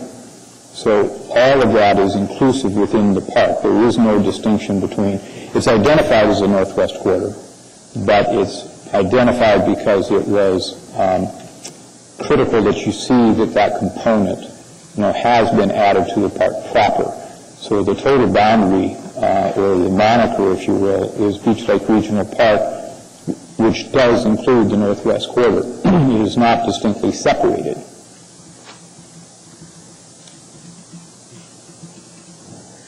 Well, this line in this memo from Mr. Maynard says, while the land may be managed in the short term by the Parks and Recreation Department, its long-term use is not assured. Okay, let me clarify. He's referring to what would be the 8 to 10 acres, and that was part of the former school site selection process. And I think when I brought that forward earlier, it is still not formally released by the school district. And in the language of the ordinance of January 07, it speaks to a school site or to be used for trade or for value against a potential other school site for the community, or it can further then be released. And as I stated, we would have been remiss in this process to not include it in the park plan, conditional to the element as identified within that ordinance. And so it has always been the hopes and intent, and HRB knows this as well as many other people, that the full breadth of the park development should include that corner, but it is still conditional to the release by HRB. Okay, and it's this area? That is correct. Okay. All right, great. Appreciate that. Okay. Thank you. Yes. Okay. Is there last call? Anyone at all? Seeing and hearing no one, Mr. Adams. Madam Chair, I believe that the testimony has pretty much indicated the broad support for this plan and pretty much echoes what we saw throughout this process. I will just touch on a couple things that maybe have not, that were raised, but maybe have not been addressed by other members of the public who testified. With respect to the question of other groups, there are other folks out there who didn't sound like maybe more active recreational interests. We did, after the first public meeting, and there was very limited response by other what I would call active sports users, organized or non-organized. We did a concerted effort just to make sure that they knew this process was going on, and second meeting paralleled the first, and it was broadly advertised through the media, and was not met with any interest in the plan. And so with respect to due diligence, we really worked hard to flesh that out. And with respect to Disc Golf, I actually know those guys. Have been working with them quite a bit on another project, and that's specifically whether that was a concern at this park, and they said no, they got a great facility at Edmonds Park, and that really serves them very well. And they want to concentrate that effort because there is, even though I guess what you might call an unorganized activity, receives a tremendous amount of maintenance just to keep the trash and everything taken care of. Another question on Mr. Gibson spoke to accessibility. I would say if you were to flip to page 33 of the plan, it looks like this. It's a map and is kind of the land use plan. And on the right-hand column under multi-use, and then again multi-use trails, go to the second item. In Beach Lake vicinity, it says emphasize AD accessibility and protection of lake edge habitat. So those are the management prescriptions we'd like to see there. And the intent was to address the very thing that Mr. Gibson brought up. And as you see a perimeter trail in the blue, that trail specifically connects to Yellow Diamond there in the north, just north of the lake, and you see those views, and that the intention was that would be captured in this accessibility comment. Let's see. I think one other item with respect to dog mushing is a major activity, recreation activity, or the recreation activity. The discussions with the Park Board of Supervisors on this issue, they strongly feel that language, that article, is a very important aspect of this. And so it is with their guidance that we maintain that in the park.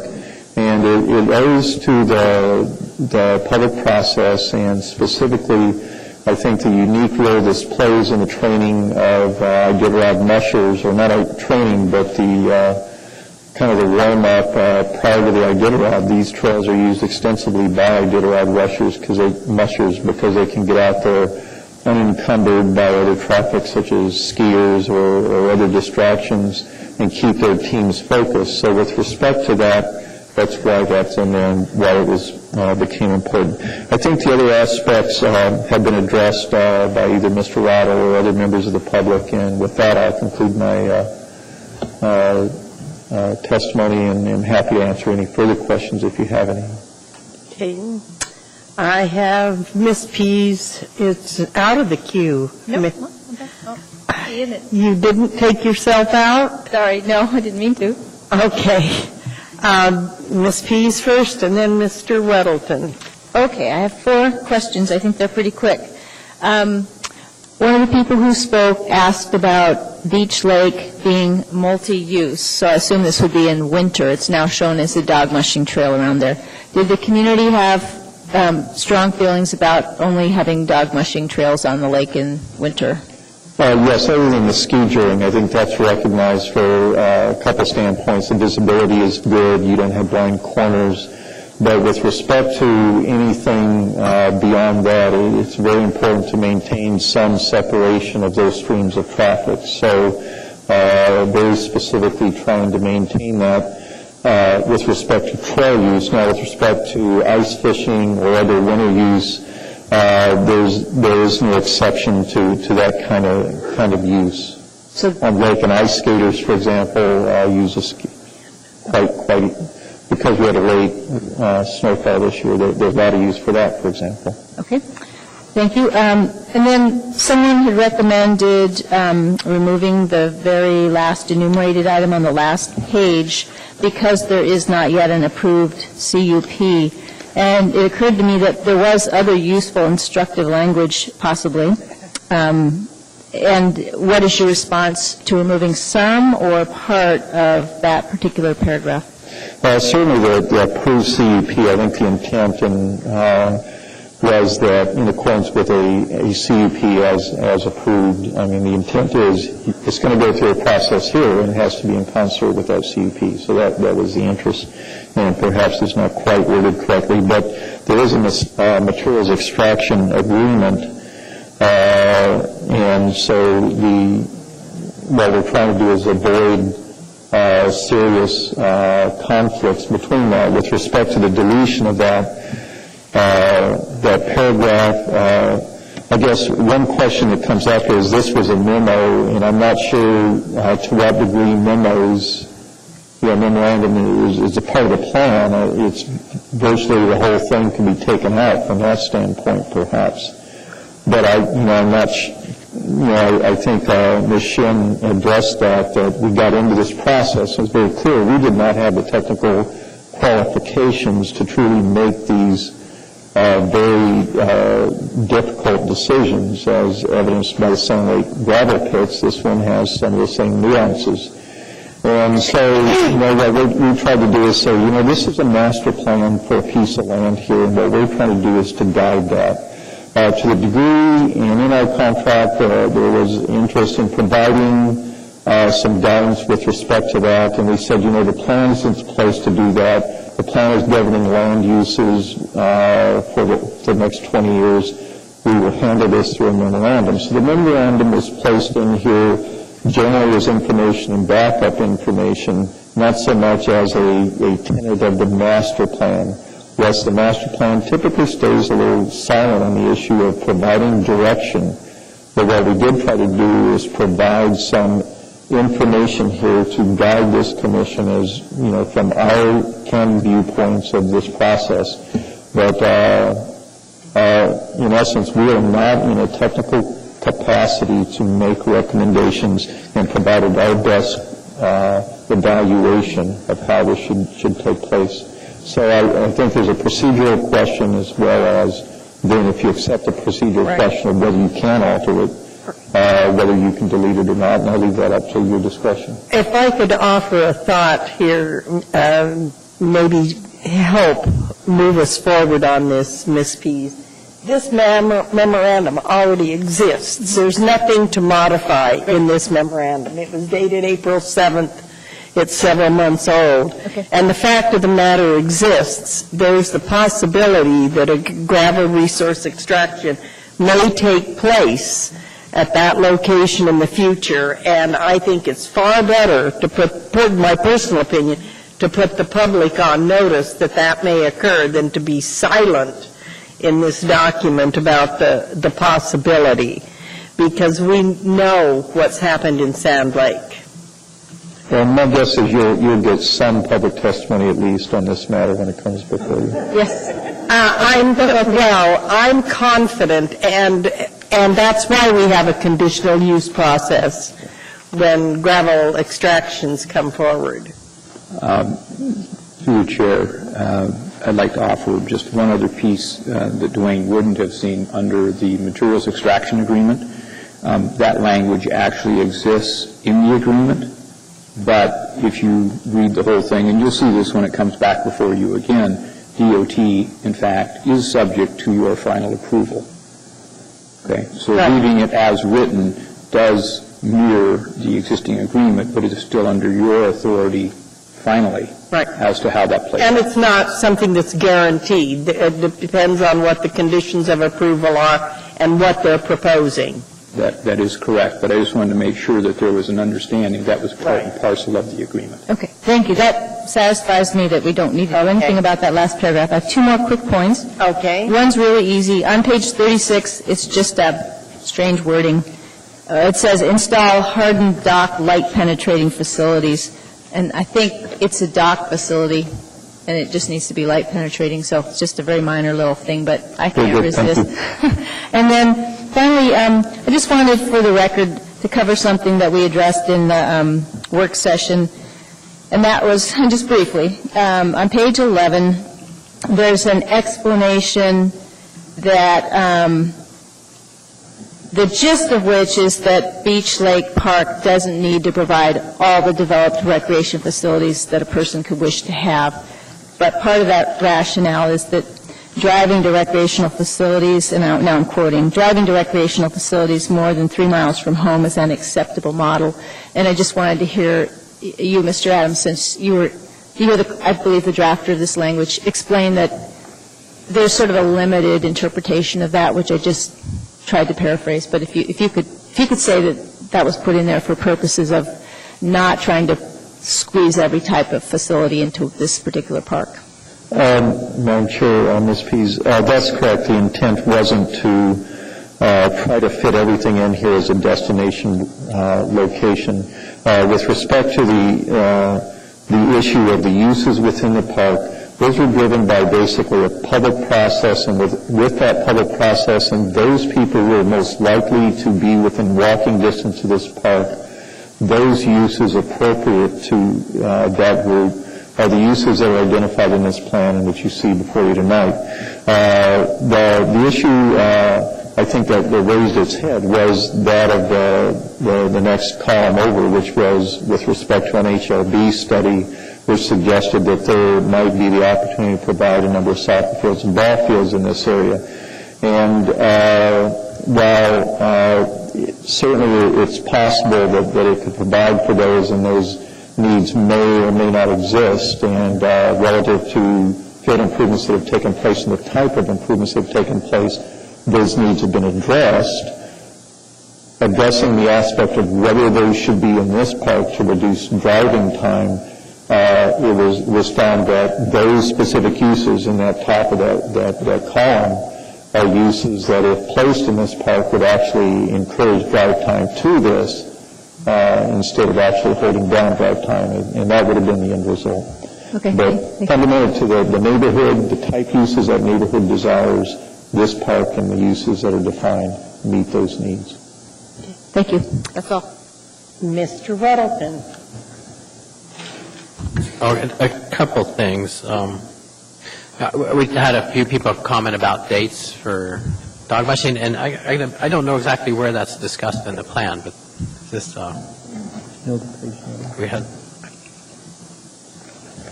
point to the page. I believe it's under the general management plan provisions. Oh, it's in page 33, which is our land use plan. It's on that map. And it's not on the map, but you see in that first paragraph, the left column, mushing trails, exclusive mushing trail use is August 1st to April 15 to be adjusted at the discretion of the department. There's a couple ways of handling that. I think it was spoken to probably by Mr. Peck and Ms. Cantor quite well, and perhaps September 1 is a date. I think another option, it says to be adjusted at the discretion of the department. Let the department set those, and then with respect to global warming or other uses, that group is in the, it says it's at their discretion anyway, so just say, remove that and say date shall be set at the discretion of the department. Right, okay. Yeah, I didn't catch that. Yeah, I think there seems to be some tacit agreement with September 1 to April 15. You're not expecting snow on August 1. Well, that'll be a chain of events. So we'd heard that there's ski joint around Beach Lake, but this shows a multiple-use trail just partway around. Is there an informal trail on the east side? Or? On the east side, Well, then, am I get my north and south right, or? No, you're Maybe the correct. north side. No, it's the east side. Well, there is that trail. It's a winter trail that you see there. It's right on the lake? Well, on the lake, that is that's a winter use trail, and it happens now. This is showing that as kind of an institutionalized use on that trail, or on that lake.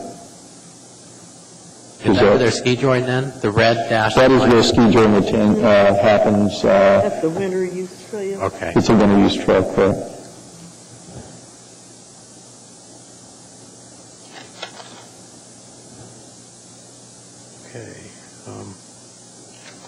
Okay, good, thank you. Okay, thank you, Mr. Weldon. I have no one else in the queue. Thank you very much. And one thing I should mention with respect to staff recommendations, there was that item number 2, which I don't think I touched on, and it is the intent that all core intensity zones would be accommodated by that environmental review. I know I said that, but I think it was in the work session that I mentioned that. Okay. Thank you very much. Thank you. Okay, I'm going to close the hearing, and Ms. Pease has made a motion, or is going to make a Yes, motion. Madam Chair, in the matter of case 2010-075, the Beach Lake Master Plan update, I move for approval of the plan as presented to us with the conditions recommended by the staff on page 5 through 7 of our packet. And Mr. Weddleton has seconded the motion. Okay, would you care to discuss the motion, Ms. Pease? Yes, Madam Chair. We had quite a good turnout of local residents tonight, and they were very praising they praised the process and they praised the outcome of this plan as a thoughtful compromise that included many people's interest. Didn't deliver quite everything to everybody, but delivered quite a lot. And the feeling I got from the testimony of the audience was one of a high degree of satisfaction and excitement with this plan. It is, we heard through testimony that the emphasis on dog mushing in particular and also on skiing in the winter, those are very important uses to the community. They're established as important uses and the community wants to maintain them. And this location is particularly appropriate to do so because it is a snowy and colder area that retains the snow well.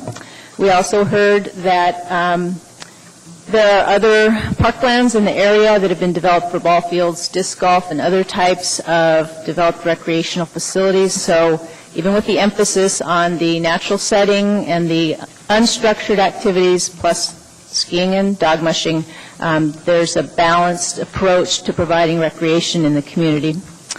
We heard a little bit about the dates for single use on the dog trails, and as was pointed out, the Parks Board or Parks Commission has the discretion to adjust that according to community desires.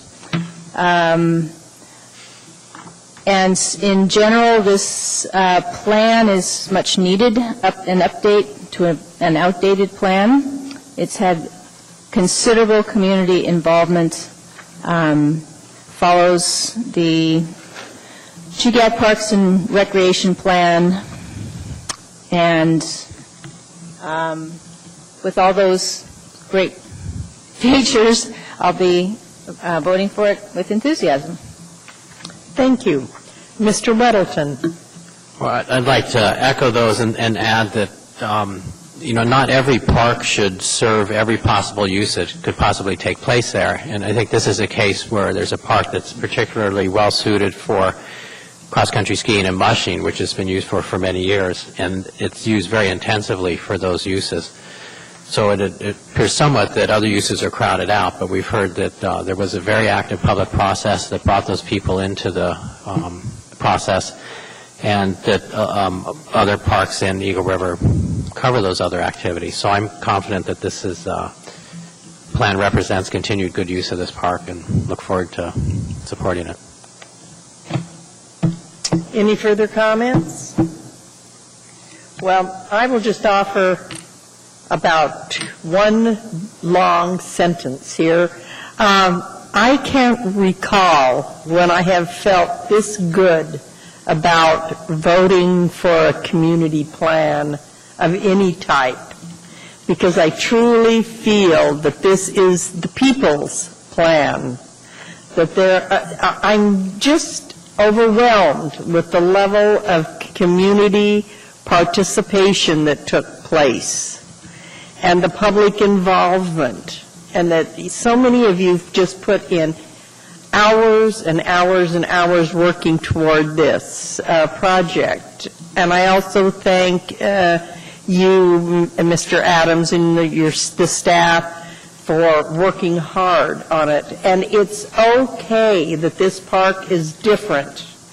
This park and the activities taking place in it represents the desires of the people in your part of our community, and that's the way it should be. Everybody's done a great job, and I'm happy to say yes. Is there any objection? I don't hear any, so it's unanimously approved and will go forward to the Assembly with the Planning Commission's blessings. Would Mr. Adams like the copies back? So you can distribute them to the Assembly? It'll save money. I'd have to erase my notes. We all know that this stuff costs lots of money. I didn't write anything on mine. I wrote on my agenda. There you go. We'll save the community some money.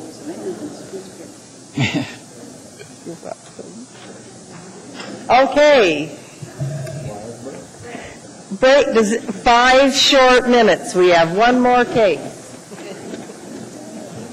5 short minutes. Break.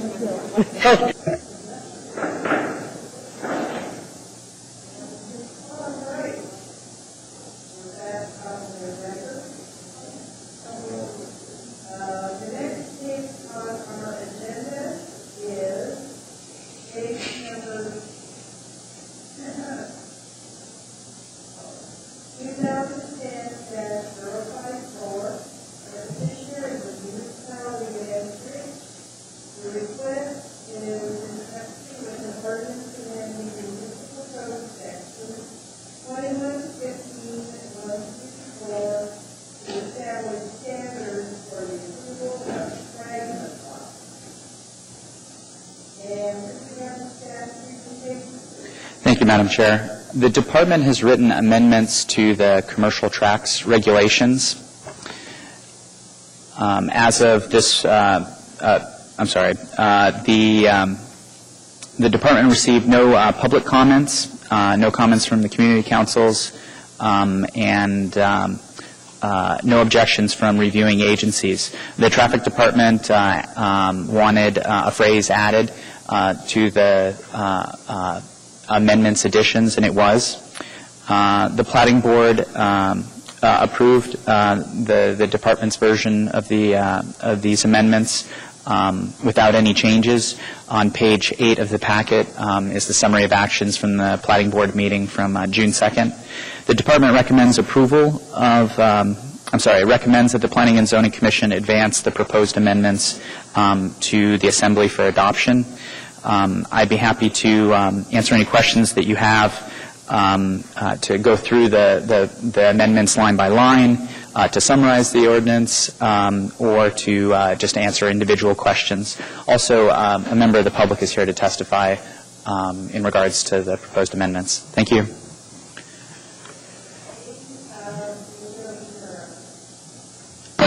Thank you, Madam Chair. Well, I have a couple of questions. First of all, at the bottom of page 1, I'm always enticed when you talk about changes or something that's happened, but that you don't identify or give examples of it. So could you give me an example on the bottom of the page? There have been instances where a recorded commercial tract has been re-recorded with changes that were not approved by the Planning and Zoning Commission. This would help me to sort of understand what it is we're trying to accomplish. No, Commissioner Yoshimura, I prefer not to name typecast developments as good or bad. I would prefer that the proposed amendments stand for themselves, the subtractions and additions to be treated as whether or not you think that they're appropriate. The department felt that this section of regulations was outdated, old, needed to be updated, and that the proposed amendments clean it up and make it stronger, just better regulation. Well, that's interesting. I do have a couple of other questions. First of all, I am curious when it says the ordinance makes approval of commercial tracts public hearings, commercial precedent, non-public. Currently, commercial tracts are processed as non-public hearings on the Planning Board's consent agenda. But would it be true that still with these changes that large retail and mixed use would still require the planning and zoning approval? That's correct. Okay. And then I'm wondering, in regards to these changes, what sort of staff outreach has been done to the commercial developers and property owners here in Anchorage? Through the chair, Ms. Yoshimura, no public outreach has been done. This case was brought forward by the planning department. I'm sorry, the planning department drafted these amendments to the existing regulations, and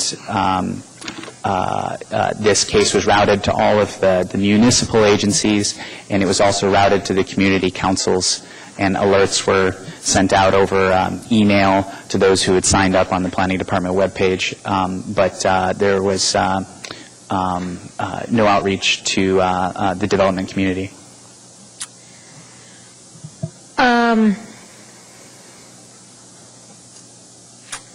Thank you. That's all my questions for now.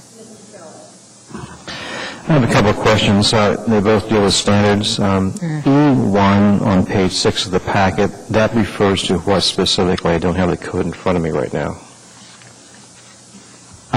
Through the chair, Mr. Phelps, could you repeat which part you're referring to? Yes. The question concerns section E1 on page 6, and it says be subject to 21-08060 and so forth.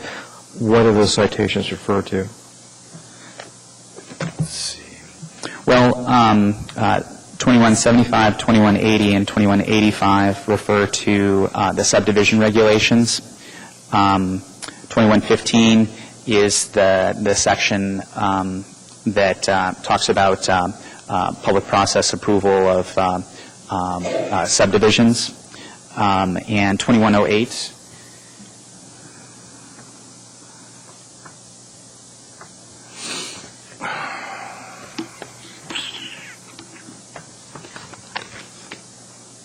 is also subdivision standards. 2108 specifically refers to subdivision agreements. And a subdivision agreement is if you subdivide property that one agency within the municipality, they're called private development, they're within the project management engineering department, they will draft a subdivision agreement, which is like a performance guarantee or a bond that the subdivider can prove that they have the wherewithal, the finances to be able to complete any public improvements. That would be reconstruction of a curb cut.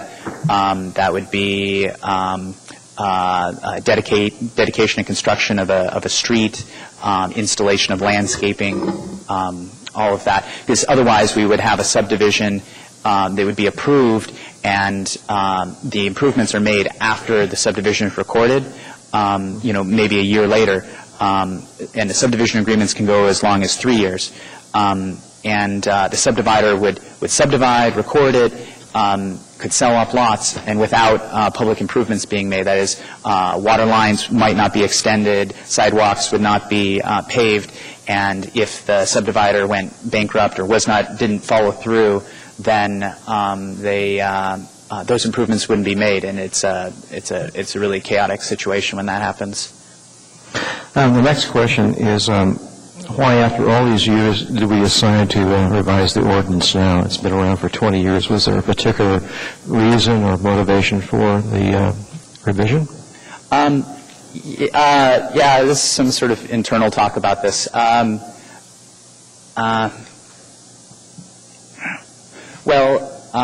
It's sort of a little used section of code. There are a few people that know how to use this, and maybe the word's gotten out about it. So there's more interest in using this section of code, and it's really a way of subverting and avoiding having to go through the traditional process of subdividing. And it sort of it has the potential for promoting really poor development. I thought it'd be appropriate to rewrite this section. The decision was made by the Planning Department not to throw out the old section and start over, but to just make edits to the existing rules. Okay. Getting back to the standards, subsection E, there's a listing of 5 standards there. The question I have is, you've looked at all the possible standards, and these are the standards you felt were most applicable to this particular mechanism? Yes, Mr. Phelps. Originally, there were more and longer standards of approval, but the different reviewing agencies wanted them sort of whittled down. So they're but this is what the traffic department, other departments felt were needed. Yes. Another question on E4. It talks about landscaping and screening and related improvements. Was there any consideration given to specifying a particular type of landscaping as opposed to describing it in a more general performance way? Well, what commercial tracts allow the developer to do is to share parking, they don't have to dedicate landscape easements between individual lots. So there's real advantages to having like a common development theme and maybe not having to separate developments quite as much. But E4 deals with landscaping, as you point out, and it's aimed at just sort of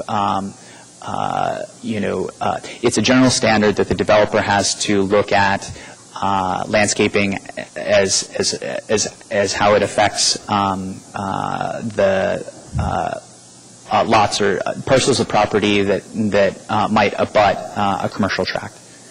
I guess the question was, wouldn't there be, I'll say it differently, this is a general standard E4, and there exists in the code other very specific standards that relate to screening and landscaping.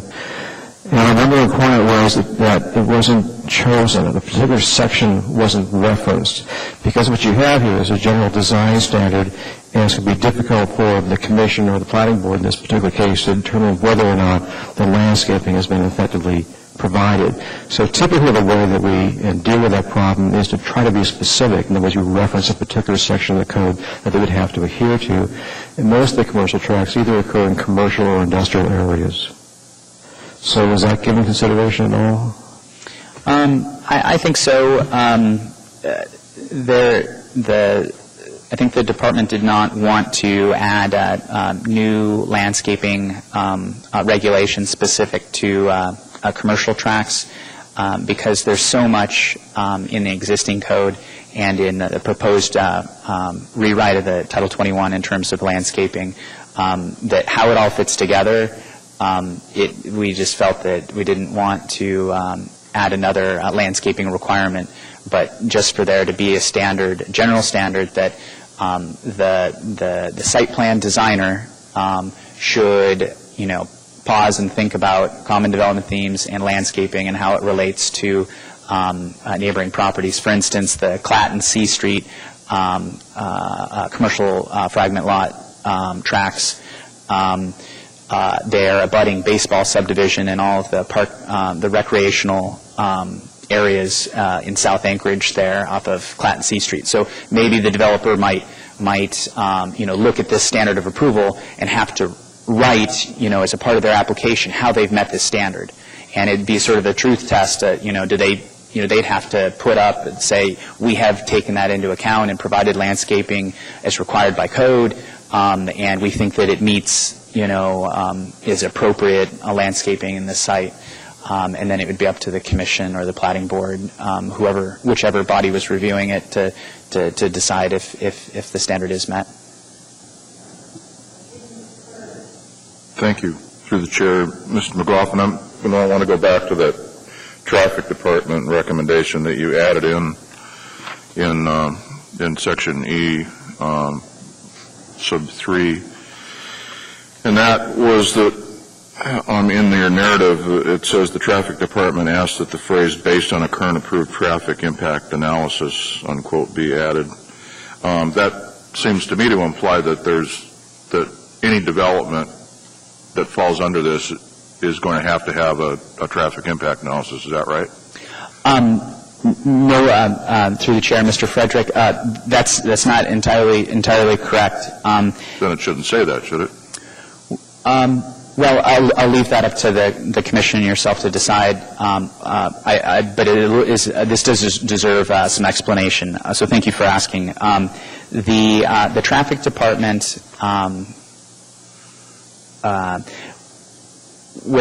A traffic impact analysis for them can either mean simply that the developer meets with the traffic engineer and they just do a discussion of the development, and they may have to provide a letter with some sort of traffic counts or just a description of their project, or it can mean a full-blown traffic impact analysis that is a report looking at all aspects of vehicular circulation. And the traffic department, presently the traffic engineer just sort of decides with each development whether or not he will require a traffic impact analysis, which is either just a short half-an-hour meeting or several months of study of. So those are sort of how things happen now. And that traffic engineer, Bob Kniefel, has retired. His replacement hasn't been named. The traffic department wanted something in code that allowed them the flexibility to require a traffic impact analysis if they felt it was warranted. But no, they will not require a TIA for every development. And they may not even require this short meeting for every development. But traffic impact analysis, again, can be everything from just a one-page description of the project to something much bigger. Okay, so if we said something like based on a current approved traffic impact analysis as determined by the traffic engineer? Yeah. Okay. Thank you.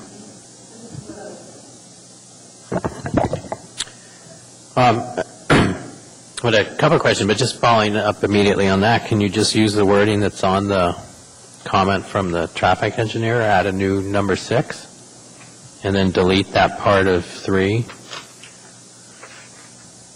Because there it says, if required by the traffic engineer, whereas the current wording sounds to me like it is required. If you look at page 9 of the packet.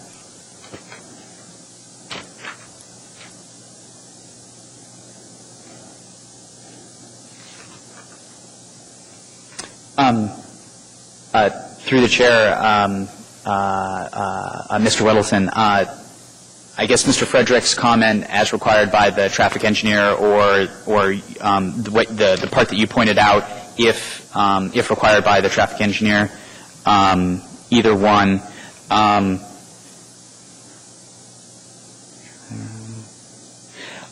We could also add this as a separate standard, as you suggest. I think that the department would prefer that just the if required by the traffic department or the traffic engineer is added to the existing standard rather than create still another standard. Okay. So the wording would catch the gist of that then? So yeah, basically, if it's the wording required, Mr. Frederick suggested works fine for us. Okay, so I don't have a lot of experience with commercial tracks and fragment lots and so on, so I think the most recent experience we've had is with that project on clad in C Street. So would this change anything we saw in that project? I mean, just as a case study for us. It might. I think that project was designed specifically so that it would not be subject to the big box review, the large commercial retail establishment review, and all the design requirements of that. And so you didn't have that as a tool for which to look at the project and maybe require additional landscaping, those sorts of things. And now that same project, you would have to meet, these standards, and maybe the developer would have to sort of justify how it met these standards. Maybe the planning department or the reviewing agencies, the Planning and Zoning Commission or the Planning Board, if they'd reviewed it, would have a little bit more power to require the petitioner to provide pedestrian amenities, pathways connecting buildings to streets, for internal streets to meet street standards. Basically, in that development, the Spine Road, I think, was private development basically said, we will require you to meet street standards. But they didn't have anything really in code to justify that. And I think the developer went along with it because he knew that it was correct. That's what it needed. But there really wasn't the wording in code to require that. Okay, I appreciate that.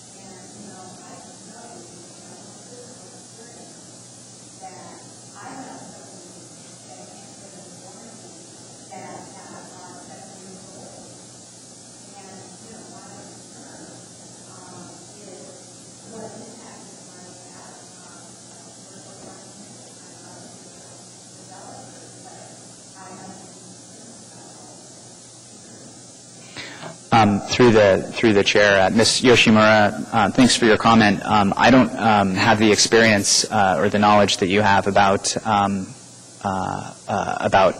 private development, the development process, the private sector side of things. I'm not aware that this would create any additional time. Meeting these standards may mean that the developer has to spend more time thinking about the site and how it meets these standards. Requiring them to enter into a subdivision agreement, I think that's wholly proper because that's the way that we get public improvements. So a subdivision agreement is entered into before this commercial tract site plan is recorded, and they have, years of time to actually make the improvements. Presently, there's the municipality has no authority to require a commercial tract to make any public improvements, which doesn't sort of fit with, so I don't know that it adds, it certainly doesn't mandate that additional time is taken. How it affects subdivision agreements, I'd be interested to hear, more of what you have to say on that. You know more about that than I do.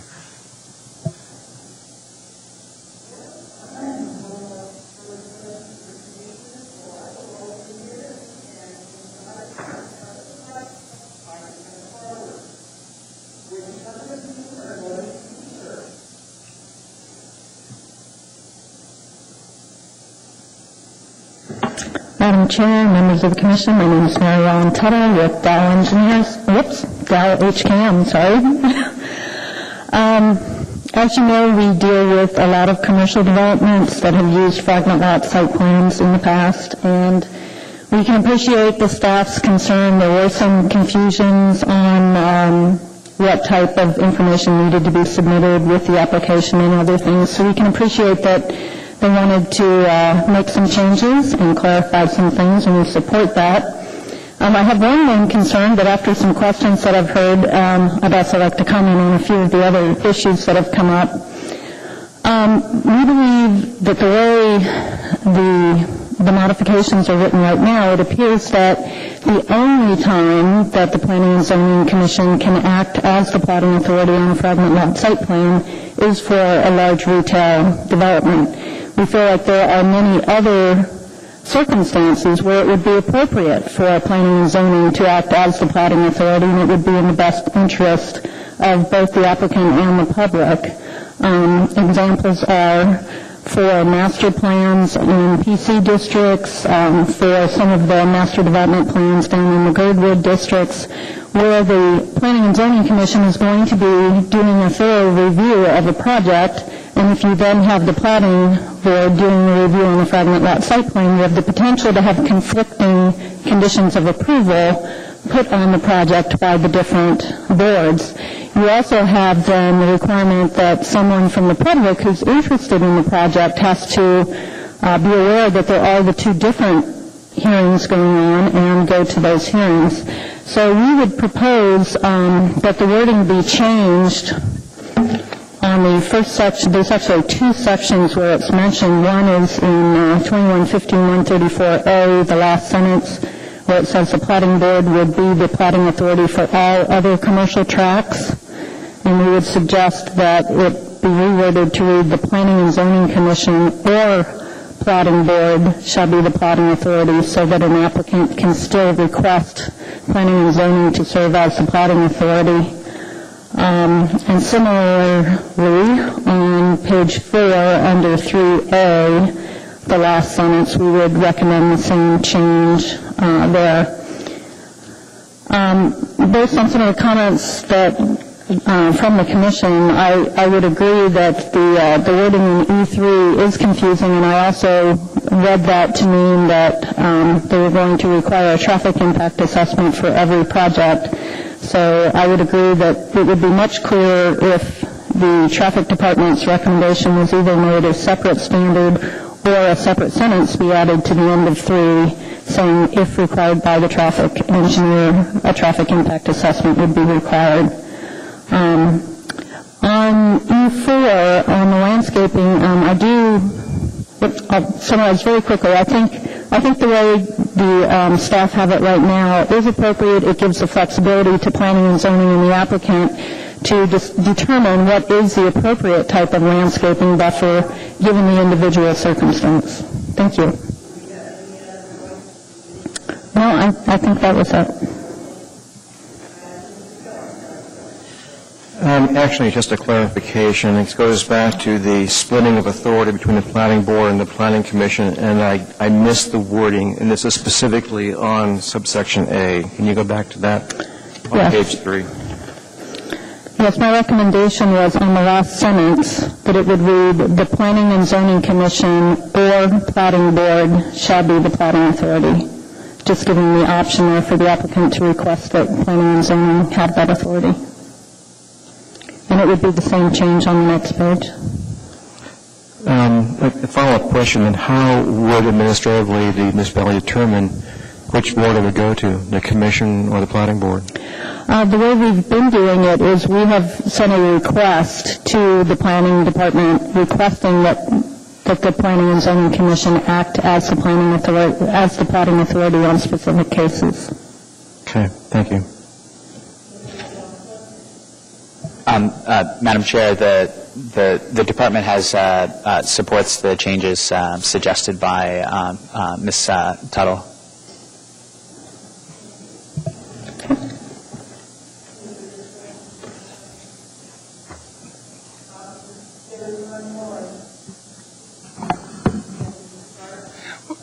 The question came up on how long this would delay if we went into this kind of a procedure.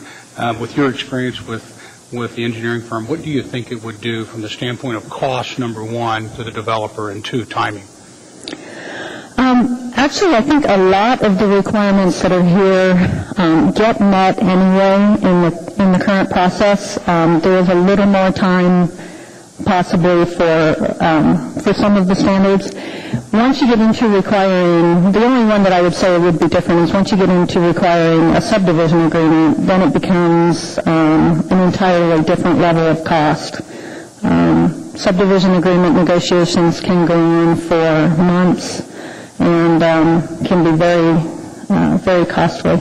How important do you feel that that's in the development of a frag lot subdivision, that requirement to have those agreements?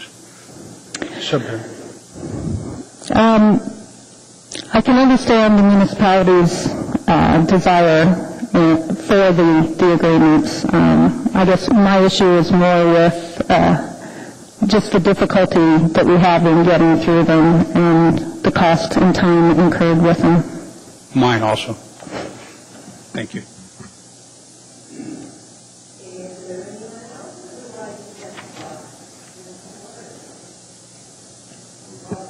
Good evening. Thank you. My name is Robin Ward, and I'm in the real estate department at SERI, and I represent SERI, who is the most recent survivor of a couple of the last commercial frag lot plats.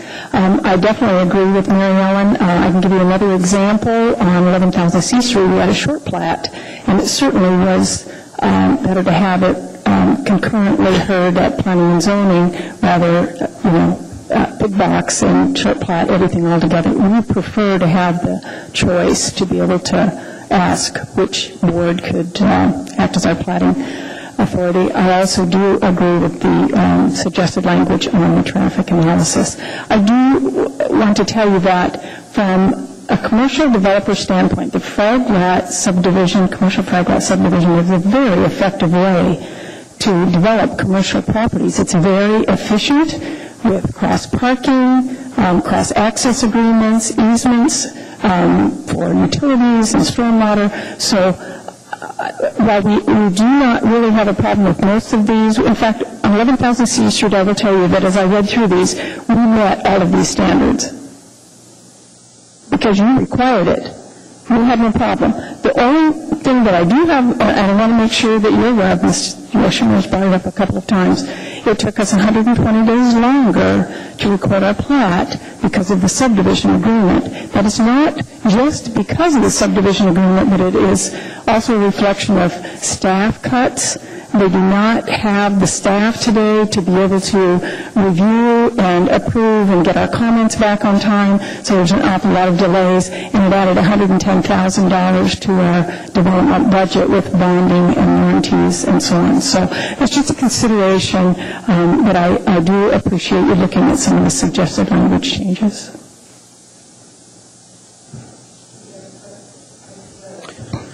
So, and the key thing is the subdivision agreement takes a lot of time. Is there any way to decrease that here? It seems like it would be fundamental to the whole. If that's not part of this, then we really haven't done anything. Is that right? No, I'm just letting, that's just information for you.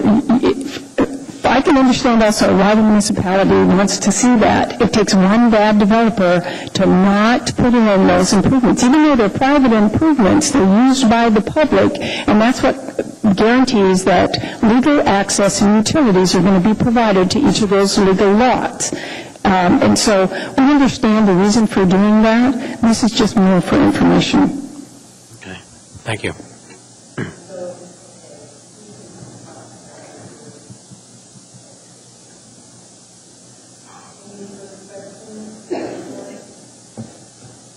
Thank you.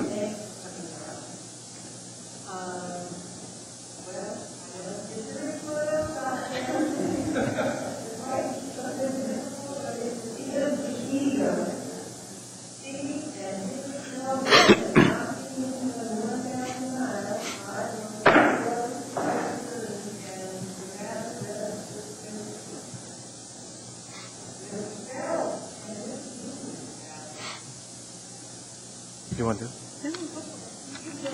Okay. Well, one of the reasons I like to do it because I have in the planning board, and I have dealt with this in the planning board, and so have you. Yeah, yeah. And you did too. Yeah. You comfortable with that? Okay. I move for the approval of the recommended ordinance with certain changes, and what I'd like to do now is go through the ordinance to specify those changes. And so it would change in Section 1 under 2115-134A, where it says the Planning and Zoning Commission, the Planning Board or the Planning and Zoning Commission shall be the planning authority for all other commercial tracts. So you would enter Planning and Zoning Commission there. All the subsequent parts up to action by the Planning Board, which is subsection 3, I would want to change subsection A of that to reference the Planning and Zoning Commission or the Planning Board. And then continuing, there would be, I would accept all the other changes going up to standards in subsection E. A commercial tract shall, and I would accept 1 and 2, and 3 I would want to change.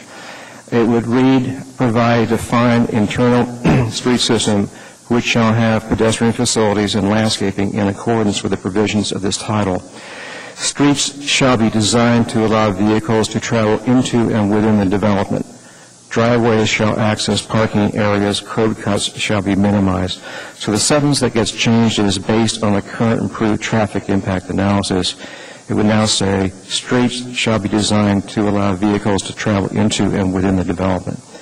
I would accept 4 and 5, and I would add a new 6, and it would be worded, if required by the traffic engineer, a traffic impact analysis shall be provided.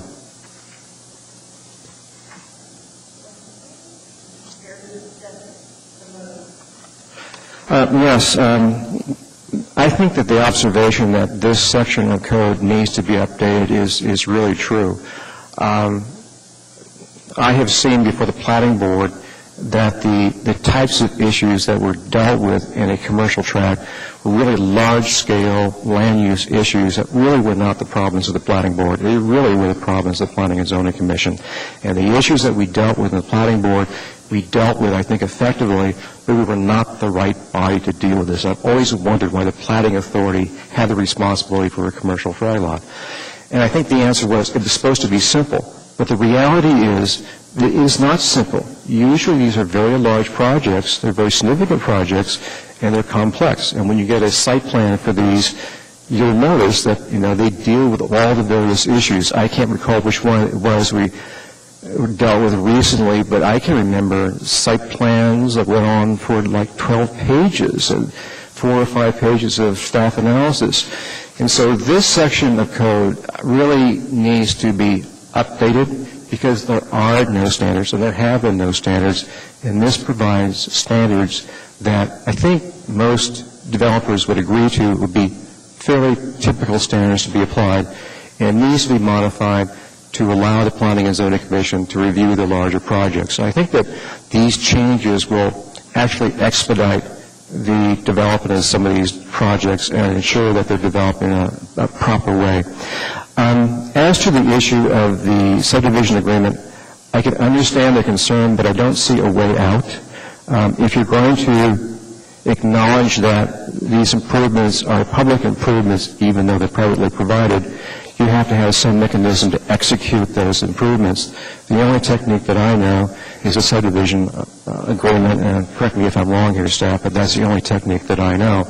So I think that if we're going to pass something like this, and I think we should, we're going to have to accept the fact that a subdivision agreement is going to be the vehicle we're going to have to use to actually effectuate it. So I think for these reasons, I would support the changes to the ordinance as described.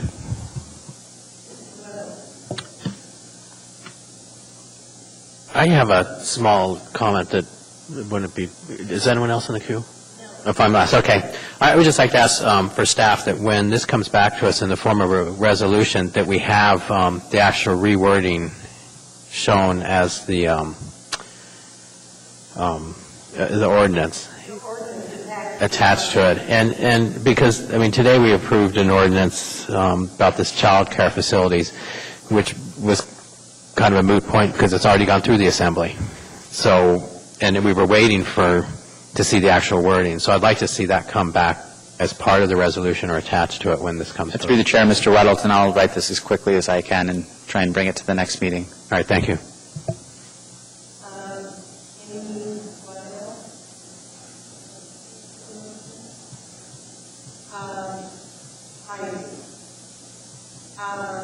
First of all, I observed this job time, and I have a couple more. It has to do with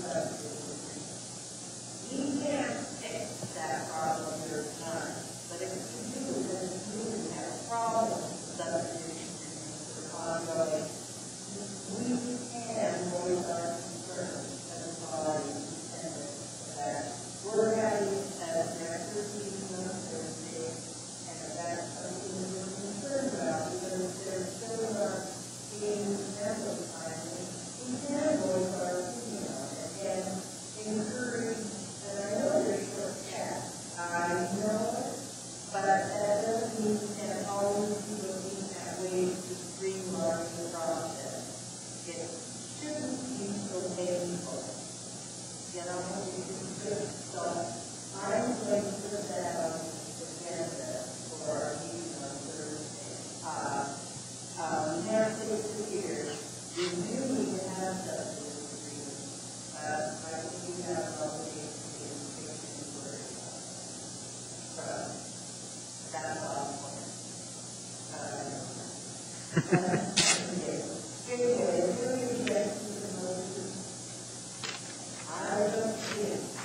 So this is approved, and I appreciate your this back to the completely possible, because we would like to see it forward to the council.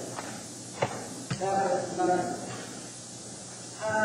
Any further comments? Anything else on our agenda, Mr. Evans?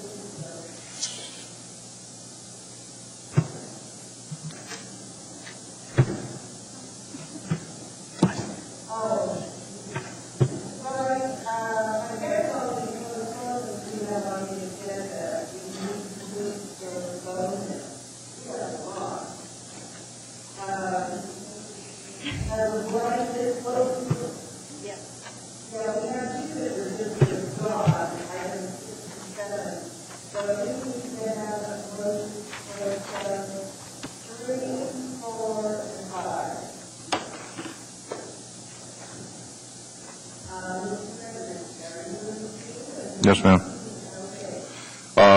Madam Chair, I move to postpone items on our agenda G3, 2010-077 to July 19th. G4, 2010-065 postponed to August 2nd. And G5S, 11812 postponed to August 2nd.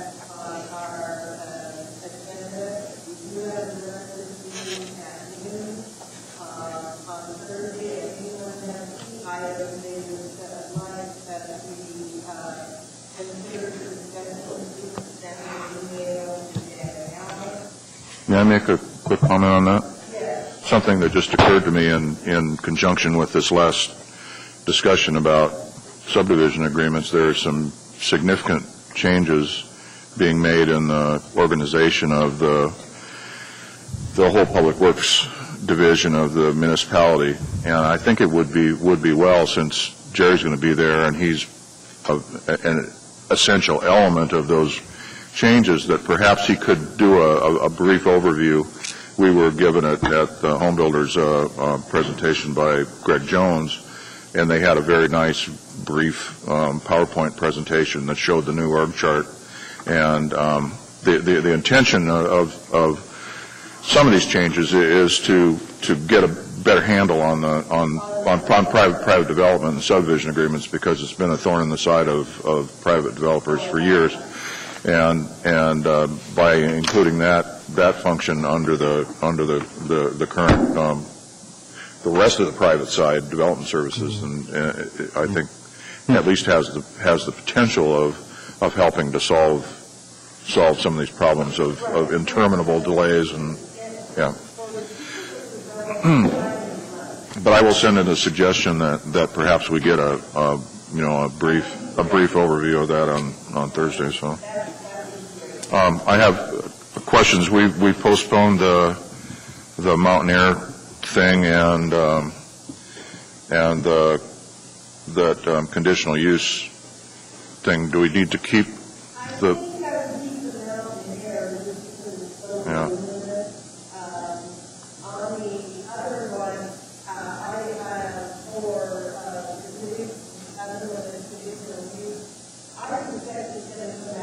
In a different form, yeah. Okay.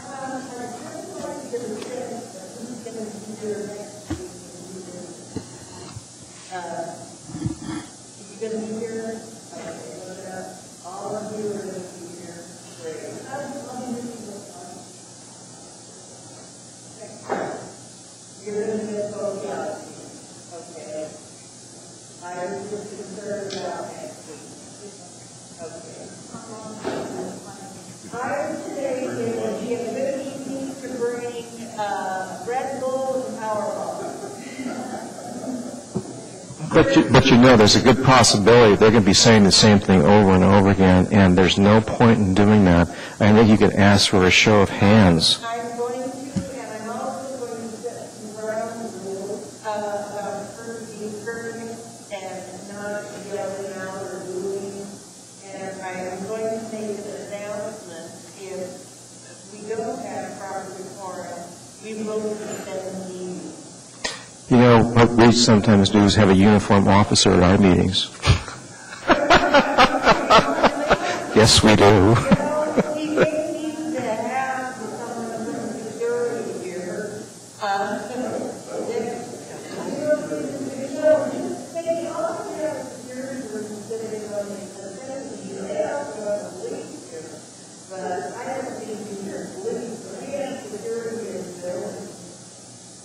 I bet we'll have police testimony. We might have police testify. Well, that's fine. Let us bring them all down. Check with Jerry. I prefer Jerry on that, because I don't want to spend any taxpayers' dollars unnecessarily.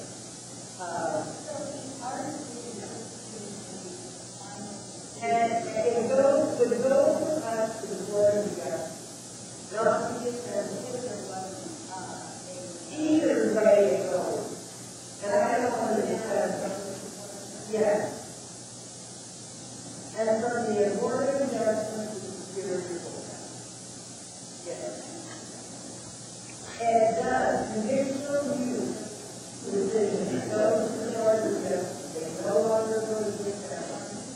But only on appeal, right? On appeal. Yeah. Right.